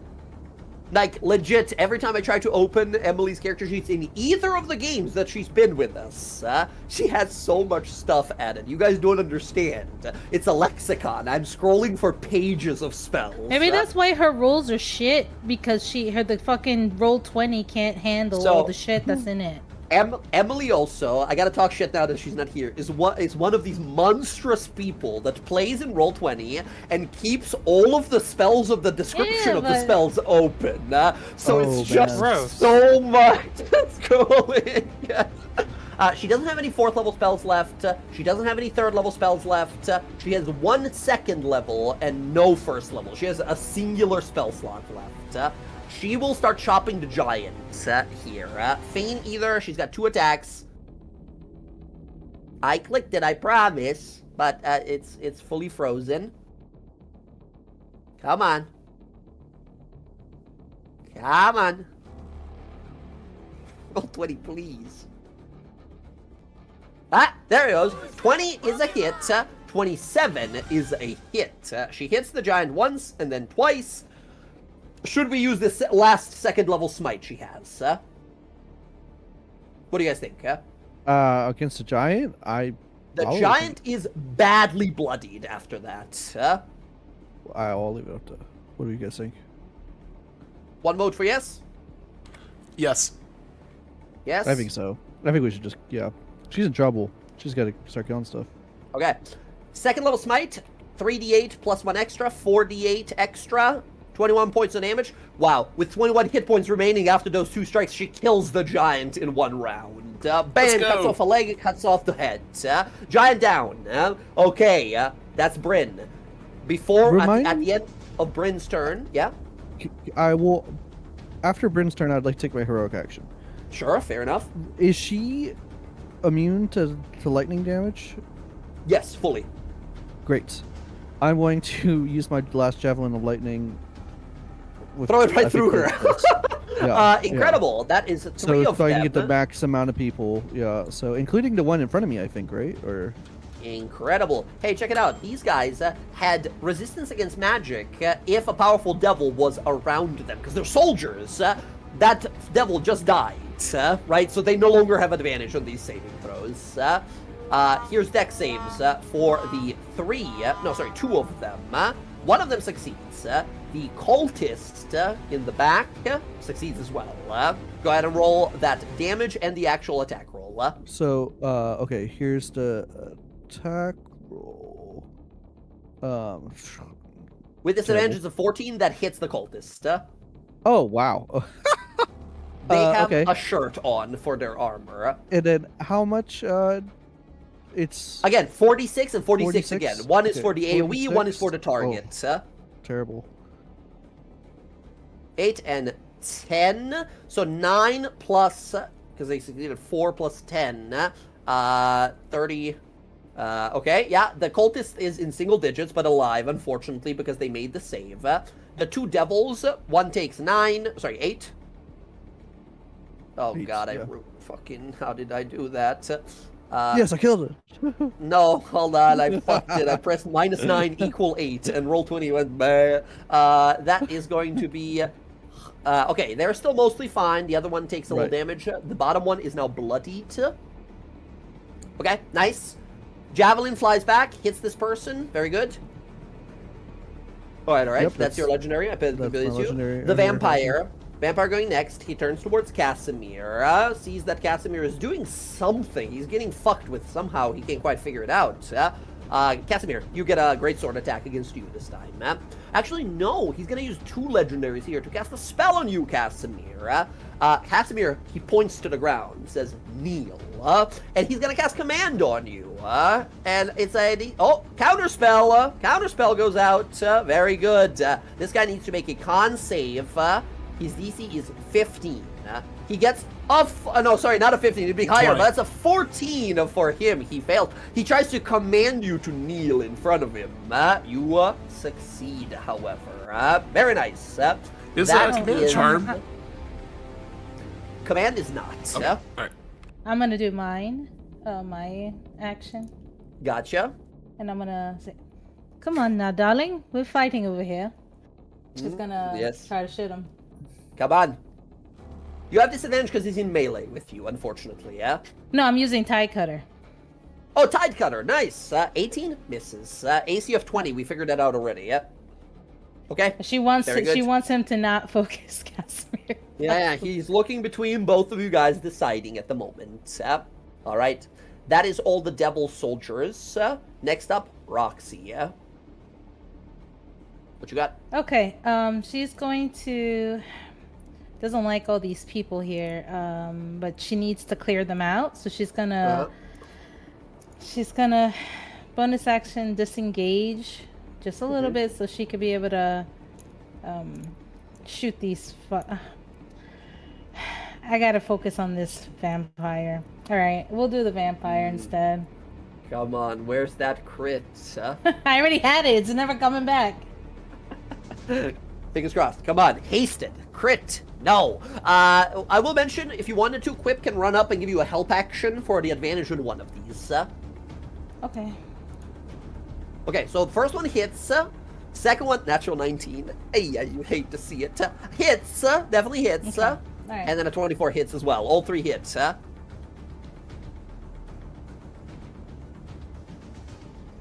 Alrighty. Nice. You want to roll that too? On the, Yeah, I'll the 8 reroll piercing? that. Yeah, I'll reroll that. Go right ahead. Nice. That is going to be 5 additional damage there. Gotcha. Next one. 11. Okay. Plus the 2 acid. And next one is 12 plus 1. But I got to add the extra fires, right? So that should be additional Death's Whisper. So first one was 1 and a 6 and a 5. So 1 and 6. and a 5. You do 70 points of damage. At this point, we have done more, way more than 100. Even if he regenerates, he's not going to regenerate all of it. He's now badly bloodied. Okay, she's gonna move back into melee just so that way he has to decide between me and Cass. But since I did that much damage, he's gonna have to make the choice. You've got the favorability contest on lock here. He looks to you. The arrows that you embedded into him, you watch begin to slowly push out of his body as he just sort of adjusts his neck to the side. Says, take our time. I'll get to all of you. All right. It's kind of hot. What? Roxy, that's going to be your turn. As Bella, we are going to go over to you. Sorry, Bella. No, your friend Roxy's going to get clobbered by a sword. Last legendary action that he has. Roxy, 24. Yep. All right. Roxy, that's 17 slashing, 8 necrotic. Uncanny dodge. Uncanny dodge, 25 becomes 12 damage. Very good. Bella, your turn now. Great. Okay. 2 bloodied guys that you left from your spell. The top right and bottom left surrounding Bryn. Yeah, I'm going to come in here. Sorry, top right, bottom left. I got to fly down a little bit, so... Excellent. So I got to fly down to, like, what, 5 feet above the air, right? To get Pretty much, melee you have to with be them, something like that? adjacent Yeah. with them, so you have to be 5 feet above the ground. Yeah, so, okay. I'm That guy, going let's to... go. Yeah, should I... Yeah, okay, yeah, I think I'll do it this way. Okay, yeah. You want to Attacking this bonus guy... action, move the hunter's mark? Yeah, well, I think I want to move to Hunter's Mark. I think I'll do that. I'll bonus action move to Hunter's Mark onto this To the guy. next guy. Gotcha. So, 'cause this guy's Confident. low, I like so- that. I like that. so, Yes, very yeah. good. So I want All to right, let's do it. finish this guy. Let's go. Hits 24. Single digits. Doesn't die. Oh my gosh. Okay. Okay. Hits, dies. Would you like to hunter's mark the guy or have your great weapon master attack? Let's have the great weapon master attack. That's going to be more damage. Okay, gotcha. No yeah. hunter's mark. Let's go. Yeah. Next so one. 2 attacks. So you have one more attack. The One more default attack. attack. default 28. attack, He is now bloodied. and then one Or more. she, actually. Hits. Not single digits, but very badly bloodied. Okay. All right, Bella. Huge, absolutely huge work here. Anything else from you? I think I will purposely get into this guy's space too. Okay, understood. Understood. Bella, I believe that's your turn. That's my go. Yep.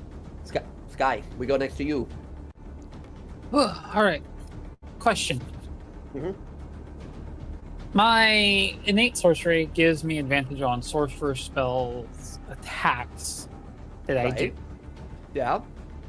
Green flame blade or booming blade tells you to take a melee attack to do it. Would that melee attack have the It advantage? totally would. It totally would. Okay. Friends, one of the new, not exploits, but clever mechanic uses that we have. If you ever want to be a super powerful spell attacking rogue, you take 1 level of sorcerer, and innate sorcery lets you booming blade sneak attack for advantage every single turn. Very clever use of spells there, Jess. Very good. And here we're going to spend a sorcery point, bonus action. Probably just green. Not green flame blade, but booming blade. I totally guess. forgot, Yeah. Bella, you do not have Hunter's Mark. You have Sunbeam right now as your concentration. Totally forgot. Yeah. Sky, take it away. Now that means 'Cause- you'll be making 1 attack instead of 2, right? Unless you quicken it, of course. But Oh, no, yeah, you have that's what to I'm doing. activate. I'm quick. But you have to that's what I'm activate clicking. innate sorcery, right? Oh, I've already got it active. Oh, you do? Okay, never Yeah. mind. Excellent. So I am going to do it on him, and I'm doing the quicken spell on that. Fire doesn't seem to do anything extra to him, does it? Just fully takes it normally. Doesn't seem to have any resistances. Okay. Then, actually, he does have people around him. He do. Are they actual devils? These guys, no, they have these hoods with the devilish kind of masks on them and stuff like that. But no, cool. they're just guys. Then I will use Green Flame Blade for that extra little bit of jumping fire damage. Hell yes. All right, there we go. So let's go. Make that attack with advantage. Yep. Green Flame Blade. 31. Good call. You did that. That definitely hits. All right, so that'll hit him. Let's apply all the bonus. The 10. He gets, I believe, 2d8 fire, right? And 5 radiant. Yeah, and 5 radiant, and then here is the Green Flame Blade hit. So that is we don't need. We don't. No, that just jumps, right? There's no roll for that. It just jumps to the nearest person. That's not. Did it roll it? It's not supposed to be a roll. It's supposed to just be the damage. Okay. You can it was supposed to be just the damage. There we go. There we go. So 12 and 12. Nice. 12 and 12 here. So he takes 10 plus the 12. Nice. And the other guy, which one takes extra 12? Bottom up, side left. This one. Bottom right takes 12. Bloodied already.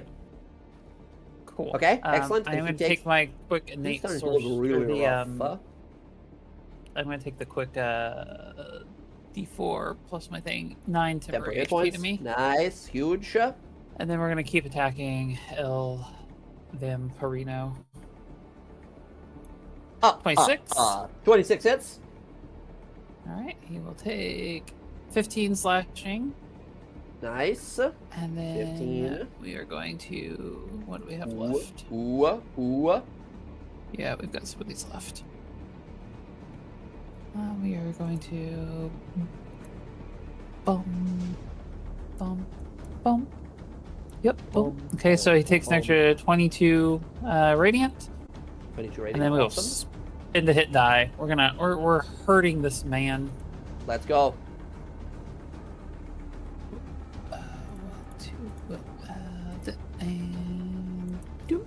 It's an extra 3. And with 2 hit points remaining after that last hit, that is a kill on the vampire. Please go ahead and describe how do you kill Lucian, the greater vampire lord. She kind of just like rushes in, wings, like propelling her forward as he makes make his second attack on Roxy. She swings up, parries his blow, brings the sword down with this flame wreathing it that blasts out from that first hit. She pulls back, grabs him behind the head, pulls him forward, and thrusts it right into his heart and lets this divine explosion erupt from it. A giant burst of radiant flame behind him as he roars out, and you watch him fall to his knees. He holds onto his chest, black and hard inside of his chest, as he looks up, and then his body turns to dust, and you watch this misty version of him rise from his body. A pleasure, truly, but we will meet again. And you watch as his spirit is about to start floating away. Instinctually, Sky, you slash through it. Even with your magical blade, you don't seem to be able to hurt this misty version of him. We have determined that you have no fucking clue what the fuck this is with the religion roll, but Roxy, this is their misty sort of form. This is what, if you can call it that, a soul of a vampire looks like. When they are reduced to 0 hit points, they turn into a cloud of mist that travels as far as it needs to travel to find their sarcophagus or their coffin to generate their whole body. That's why vampires are such a tough enemy to deal with. What the hell? However, on a 24, Roxy, sunlight can destroy a vampire's misty form. I'm just gonna yell at her, Bella, can you put your fucking sun shit over here, please? He's getting away. Do I see it? You look on over and you see his body turn to dust, and this misty form of him rises. This time, he doesn't have a jacket on. He's just shirtless with pants on. Damn. Does he have to Can he go through walls, or does he have to take a normal route? You're not sure. You're not sure, but he's a ghostly version of himself. So presumably he might be able to fit anywhere mist could travel through. I couldn't so maybe just, not like- through solid walls, but like under doors, through windows, type of stuff. Okay. Okay, Sky, you have one more attack left. I do. There's a cultist man that's bloodied right underneath you. That says, put this thing out! As you set him on fire. You know what? Swing on the cultist. 22. Swing! Hits. 11 slashing. 11 slashing kills that guy, yeah? As he's freaking out next to you, quick slash of your blade decapitates. Nice. Sky, I believe it's your turn. That is from there. That was 10, 15, 20, 25. Yeah, so it's 25 to get there. I will stay right there, I guess. Yeah. Okay. Actually, I'm going to step forward on top of his ashy remains and interpose myself here. Gotcha. Casimir, it is now your turn. Casimir, you see the misty version of this vampire begin to move and flee, yeah? They can be hurt, All the big right? guys are slain. What's up? Can the misty being be hurt? Seemingly not. You just watched Sky with her divine power and magical blade slash right through the misty form of this guy, and nothing happened. It fully phased right through him. Huh? But would magic hurt him? You're not sure? Huh. Again, I think you also failed the religion roll. I don't think you got above a 20 on that religion No. when we rolled, so you're not sure, huh?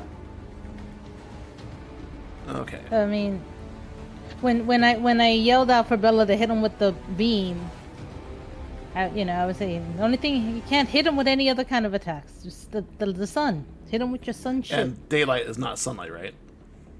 Daylight is sunlight. It counts. Oh. It didn't used to be. Now it counts as sunlight officially. Yeah. Oh, awesome. I activate my drift globe.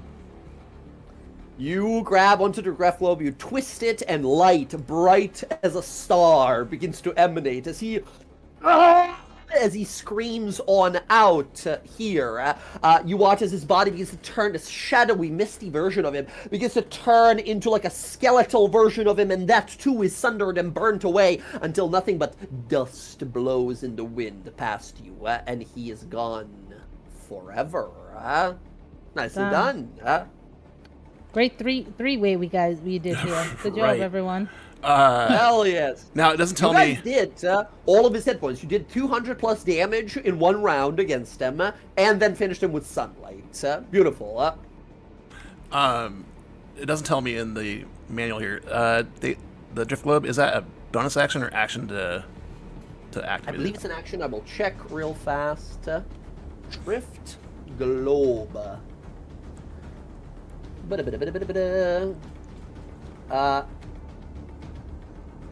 Yeah, you just use your command word. If you're within 60 feet of it, you can use the command word.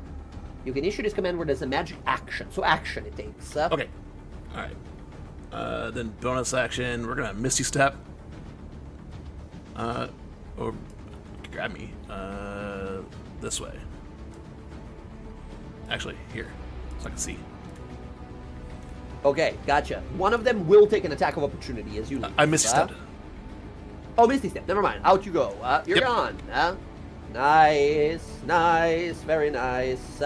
Okay, Casimir. I believe that's going to be your turn. For now, Vampire is dealt with.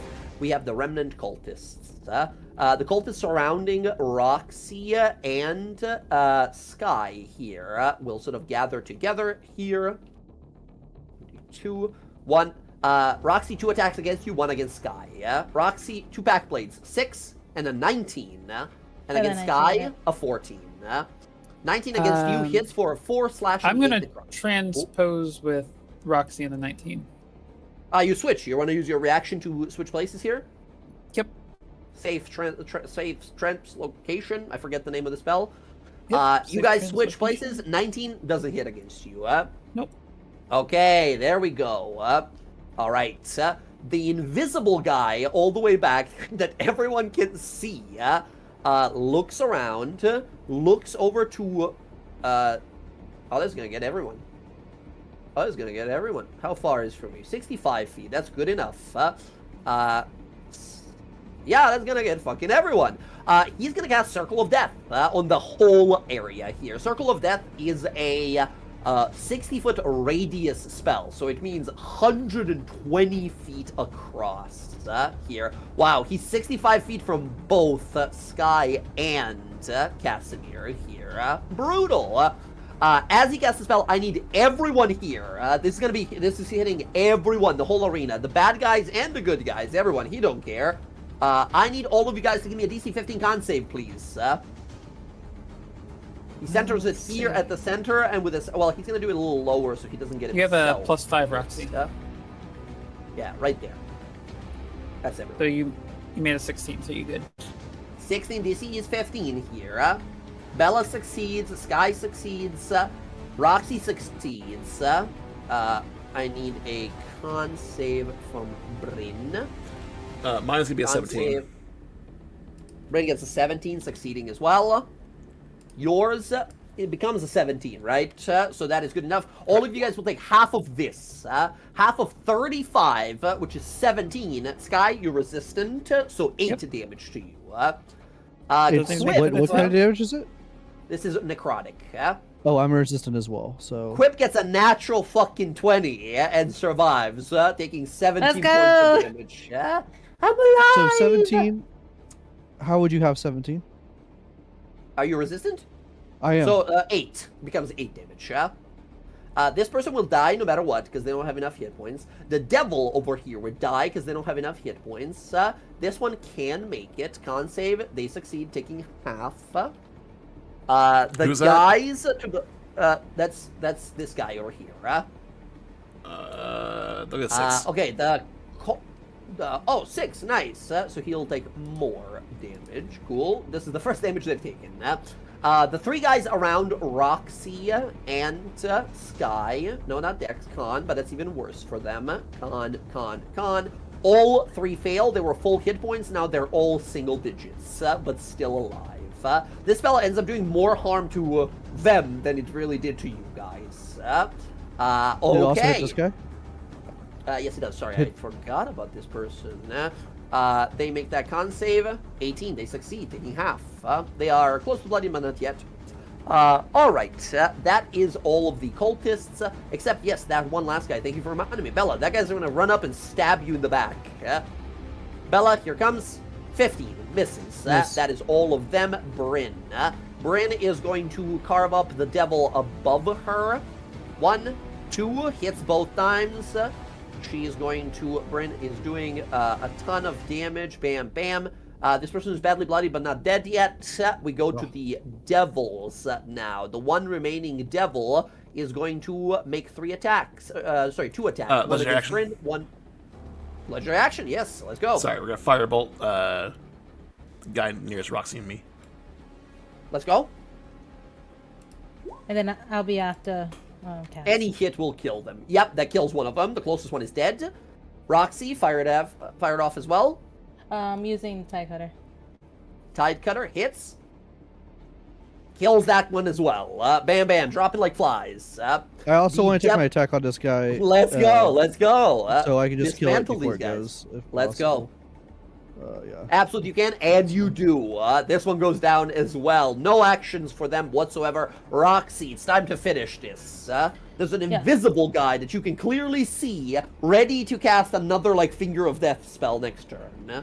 Yeah, since that person is no longer here, I'm just gonna run up here, and I'm gonna make all 3... I'm gonna use my bonus action, Steady Aim. Steady Aim, okay. First, I believe one of your attacks, right? First attack, one advantage. Yeah. Let's do it. My last Dreaded Strikes. Very good. He's bloodied from the first impact. I'm gonna reroll that 6. Roll the 6 on... The what 1. 6? It's a 2, though. Oh, roll the 1 on the d6s. Gotcha. Yeah. And 1 extra points of damage. Okay, still bloodied. Hits. I mean, unless you roll super badly, I think this is it. Okay, those are for... Roll the damage. Roll the damage first. No sneak Oh attack, no, no right? sneak, no sneak attack. Right, so it should be and dreadful strikes or no? No. I forgot to. Okay, so uncook just it. 8 + 2, 10. He's still alive. So you need that last one to finish him. I don't know why he And keeps again. adding that. There Nice. goes. That is the kill shot. The powerful death mage takes one shot to the side of the chest. He falls to his knees. One arrow through the eye, one into the throat. He falls back dead. Nicely done. Yeah, and then she's gonna use the rest of her movement. I don't think those things are gonna be able to catch her, but she just wants to stay away, so she's gonna Both move away. So much death on shit. this map. Holy. I don't think Sky is gonna miss on this, but Quip's gonna give her the help action just to make sure that these things are dead. Understood. He gives a little help action here. You hear a little invisible guy next to you, Sky, go, I fucking survived that. Holy shit, that was cool. Roxy, end of your turn. Bella, no more legendaries left for them. Bella, it's your turn. There's Those are one guy close. left there with you. Yeah. Bye. Hopefully 1822 this- kills him instantly. He's dead instantly. Yeah. from that. Boom, gone. Uh, Normal guy with a knife, right? Standing there in front of exactly. you. Time to die. The Lord will. There is a like a wind carrying sound as your blade. It's full on. When Saitama in One Punch Man goes to punch Genos, and the whole screen is just a fist, right? Except it's a gigantic blade that carves, fully bisecting this person. Before they finish their sentence, one part of them falls into the lava. Okay, excellent. Gone. The other one is to be the only honest- other combatant has singular digit hit points and is across the map over I'm there. just going to pass my turn to Sky. I mean, we just Okay. finished the combat, Sky. Sky, wrap it up here. Alright. Time to finish this. This person is holding a knife, badly wounded from the death spell. The Lord of Secrets. He gives us strength. You can't. It's impossible. What do you do? How's that praying working out for you? He looks to you, goes, ah, as you swing. Let's do it. I mean, yeah, 27. You cannot do low enough damage not to kill him. As he goes to lunge at you with a blade, you spin the blade around, embed it into his chest, and then fire right through. As you pierce his heart and then blow it up. He falls to the ground some 10 feet from you. You all look around. You inspect the space briefly. You hear a crashing metallic sound as entering the room from below. You see the face of the only surviving construct, Mark II steel, peppered with blades and arrows from all sides, demonic brands and carvings across him, and barely kind of moving, rolling up. Kind of like he forms himself into a wheel to roll around. He fully rolls, hits the side of the room, right? Hits the side of the wall and falls over. And you see him barely standing, as it seems that is all the devils and demons and cultists that we have to contend with. As the party all turns to look, standing there is Bella holding the arcane battery in hand. Pitfiend is gone. The vampire is gone. The Pitfiend might have gone back to hell. The vampire should be gone forever. Is Stella body here, or is it just dust? Estella body is here. Yeah. Alright, she's gonna pick it Well, up. actually, and no. throw her. She got fully turned into dust by the sunbeam. She got hit She's by gonna- the The only sunbeam. thing that should She's gonna be pick is up. the eye. She's gonna That pick was up all the common dust. rock. That turned Yeah. into dust as well. It wasn't magical. That's Well, no, dusted she as had well. the other Oh, eye. Yeah, the She had magical one. eye. Oh, right. There would be an eye, a magical eye of Erstraz on the Well, floor. she'll pick up the eye and then take the rest of the dust and throw it in the fucking lava, just to make sure this bitch is dead. How How for about her real. spellbook? This, her spellbook is sitting right there next to her. Gonna snag yeah, that Roxy, thing. you throw want it in the lava. No, I'm No, kidding. no. I just throw her body. Her body Everything in about the her is lava. getting erased. Yeah. Gotcha. Excellent. Kaz will take this Toss her look. body. Excellent. I will copy paste to you here what spells she had. This is her spell list. You can add all of these spells into your list as well. Although I'm pretty sure you have most of these spells. All right. Man, she had a shit book. You have way better shit than her. She's a diviner. She wasn't supposed to fight you guys all the time. Also, actually, she has two more spells that are not on there. She has Synaptic Static, as well as Psychic Lance. I don't have True Seeing, and I don't have Lightning Bolt. So yeah. Nice. Roxy. Using your Oh, I love Lightning super spell book, you can just have those be absorbed into your book. Right. Yeah. You need the eye? You want the eye back? Was gonna give that one if you don't want it. I was gonna give it What, to the my dad. eyeball? Yeah. Oh, I don't want the eyeball. It was just something, you could take it. Okay. Friends, as all of you take a look around, mission success, we did it. But ringing at the back of your minds, all of you sort of remembering them saying, like, they're going for that arcane battery, which you guys have prevented them from using. Yeah. But they do have a backup, right? We heard from Alora that a ton of different, like, Ioun stones were stolen here. And according to what you believe, Casimir, you guys preventing them having the arcane battery. Arcane battery, whatever ritual they're trying to perform, would be a surefire, 100% of the time it works, no roll necessary.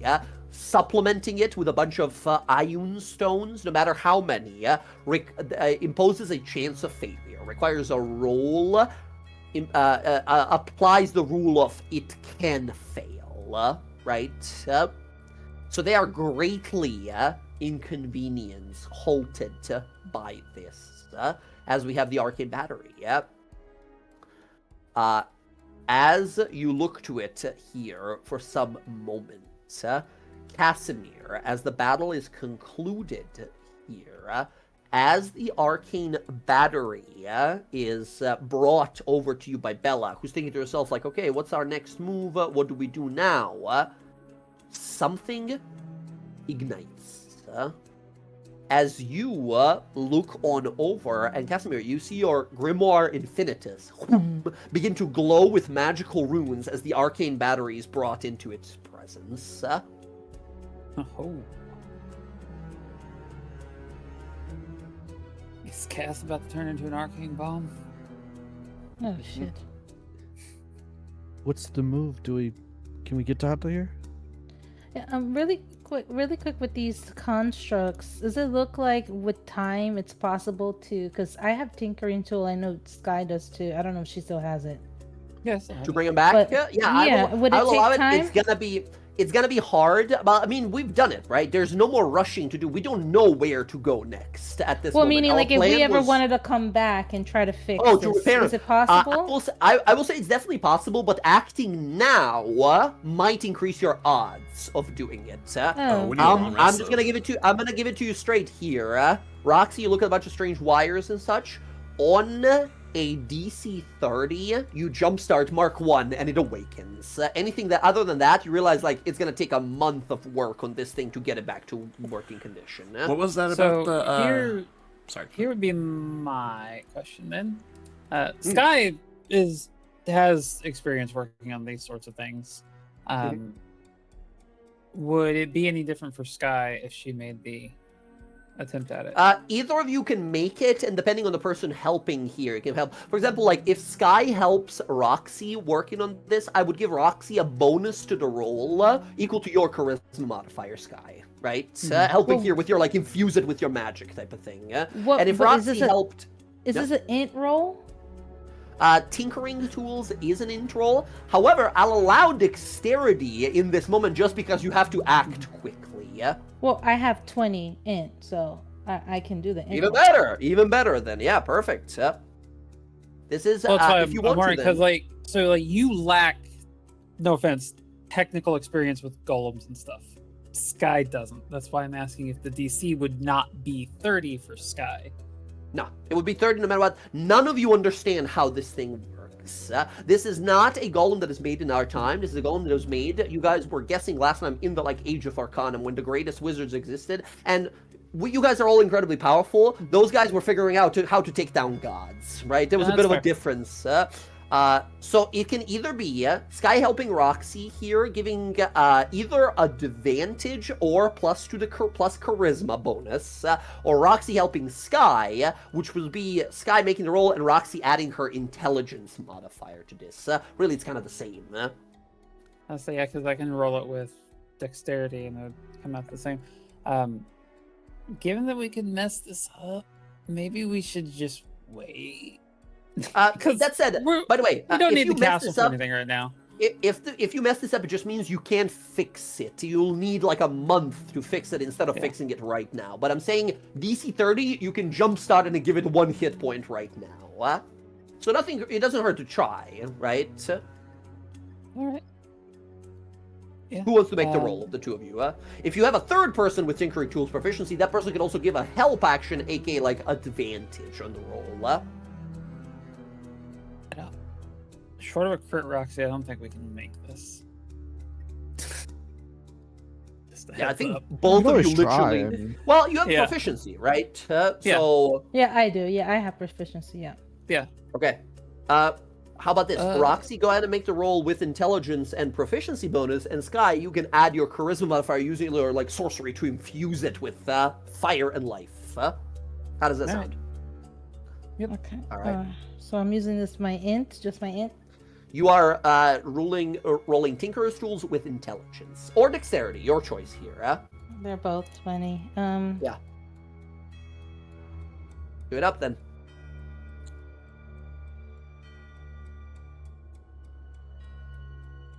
Okay. You have a bonus here from Sky, which puts you at 25. That's 5 short, unfortunately. Roxy, you rush around fast as you can, looking for whatever wires and crystals. You've seen this thing a few times over our like downtime and such. It's just securing what'd she the actually protections roll? here. A She 5? rolled a 10. Okay. Oh no, never mind. You added the fuck is that? I No, don't yeah, know what she rolled a happened. I 10. used the query thing, and that's what it did. Yeah. Yeah. You rolled a 10 on that plus the 10. So, Okay. Try as you might, Roxy, this thing is not starting back up. You realize like it can be fixed. It'll just take a lot more time to like properly fix it. Oh man, this fucking. What was that about got my book fucked lighting up. up? You're not sure. There's runes glowing all over your book as Bella brought over the arcane battery. Yeah. What happens if I touch the battery to the book? As you grab it and slowly approach it, you saw the runes begin to activate. Casimir, these two items are interacting with each other. There's a moment here of clarity for you as you realize, like, these items must have been made at a similar time. Maybe even made by the same person. You think that the arcane signatures on both, the barcodes, right, are reacting to each other here. As the Grimoire Infinitus does seem to react to the arcane battery here, making you think they were made by the same creator. As that happens, you watch some of the runes, some of the spells in there sort of lighting up. But it doesn't seem to have any like mechanical result in the moment here. It doesn't like become an exalted version of the artifact or anything like that. Which, by the way, we totally forgot. Your book gives you advantage against all magic. Advantage on saving throws against all magic. I don't know if we needed that this game, this fight, right? But remember that you have that. Yeah. Okay. Excellent. As you're looking at these, just thinking, like, interesting, something about the lore of these items. As you guys are standing there, you hear Casimir words entering your mind slowly here, or attempting to at least, as Alora contacts you. And if you want to, with your telepathic bond, you can spread that message to the rest of the party here. Put it in the group chat, Will right? do. Archmage Casimir, I hope things have gone well on your side. Things are getting turbulent, to say the least. There's been some new discoveries in Iman. If possible, come back to Iman as soon as you can.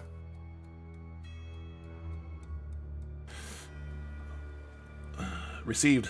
We'll be there as soon as we can. Okay. Understood. Friends, arcane battery in hand, we walk out of this place.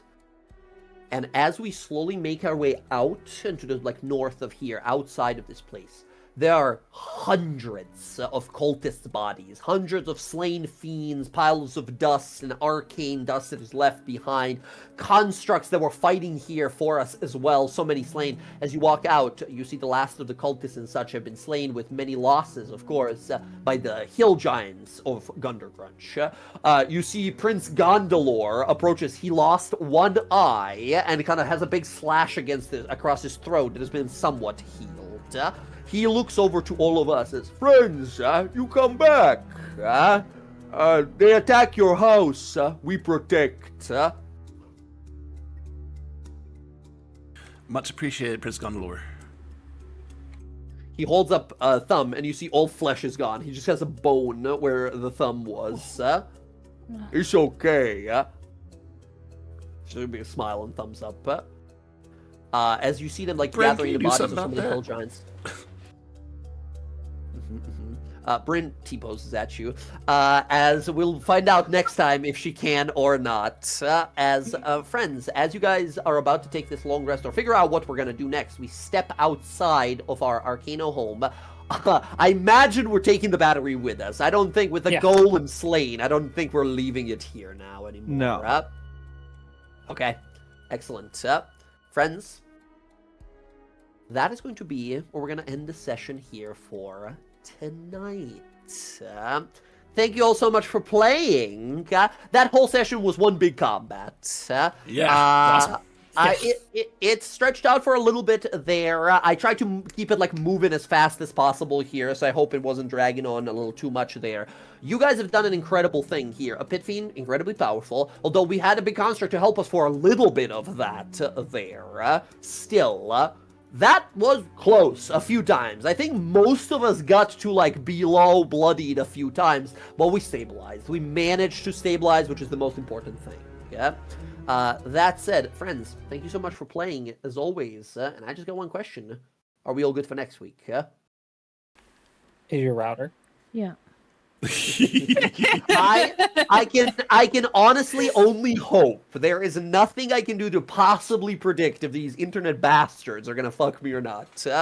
But yes, should be hopefully good. Friends, thank you so much for gaming. I will see you guys Thursday as we return to Wildemount. It's been some time. We've been in the Feywild for quite a long time. Boy, oh boy. A lot of combat we've had last few sessions. A lot of decisive battles in both of the campaigns. Right? Friends, thank you so much for gaming. was fun. Always a blast to game with you guys. Have yourself a great weekend. I will catch you all in a few days. GG's and good night from me. Later. Bye. Cass, before you go, I got a question. What's up? If Cass is there. Rav? I Yeah, think he what's up? muted his mic. Is your friend that was complimenting me the other day, is she watching your stream right now? Not at the moment, no. Oh, damn. I was going to say hi. All right. Oh, well. Excellent. All right, friends. Peace out. Good night for everyone. Good night, everybody. Night.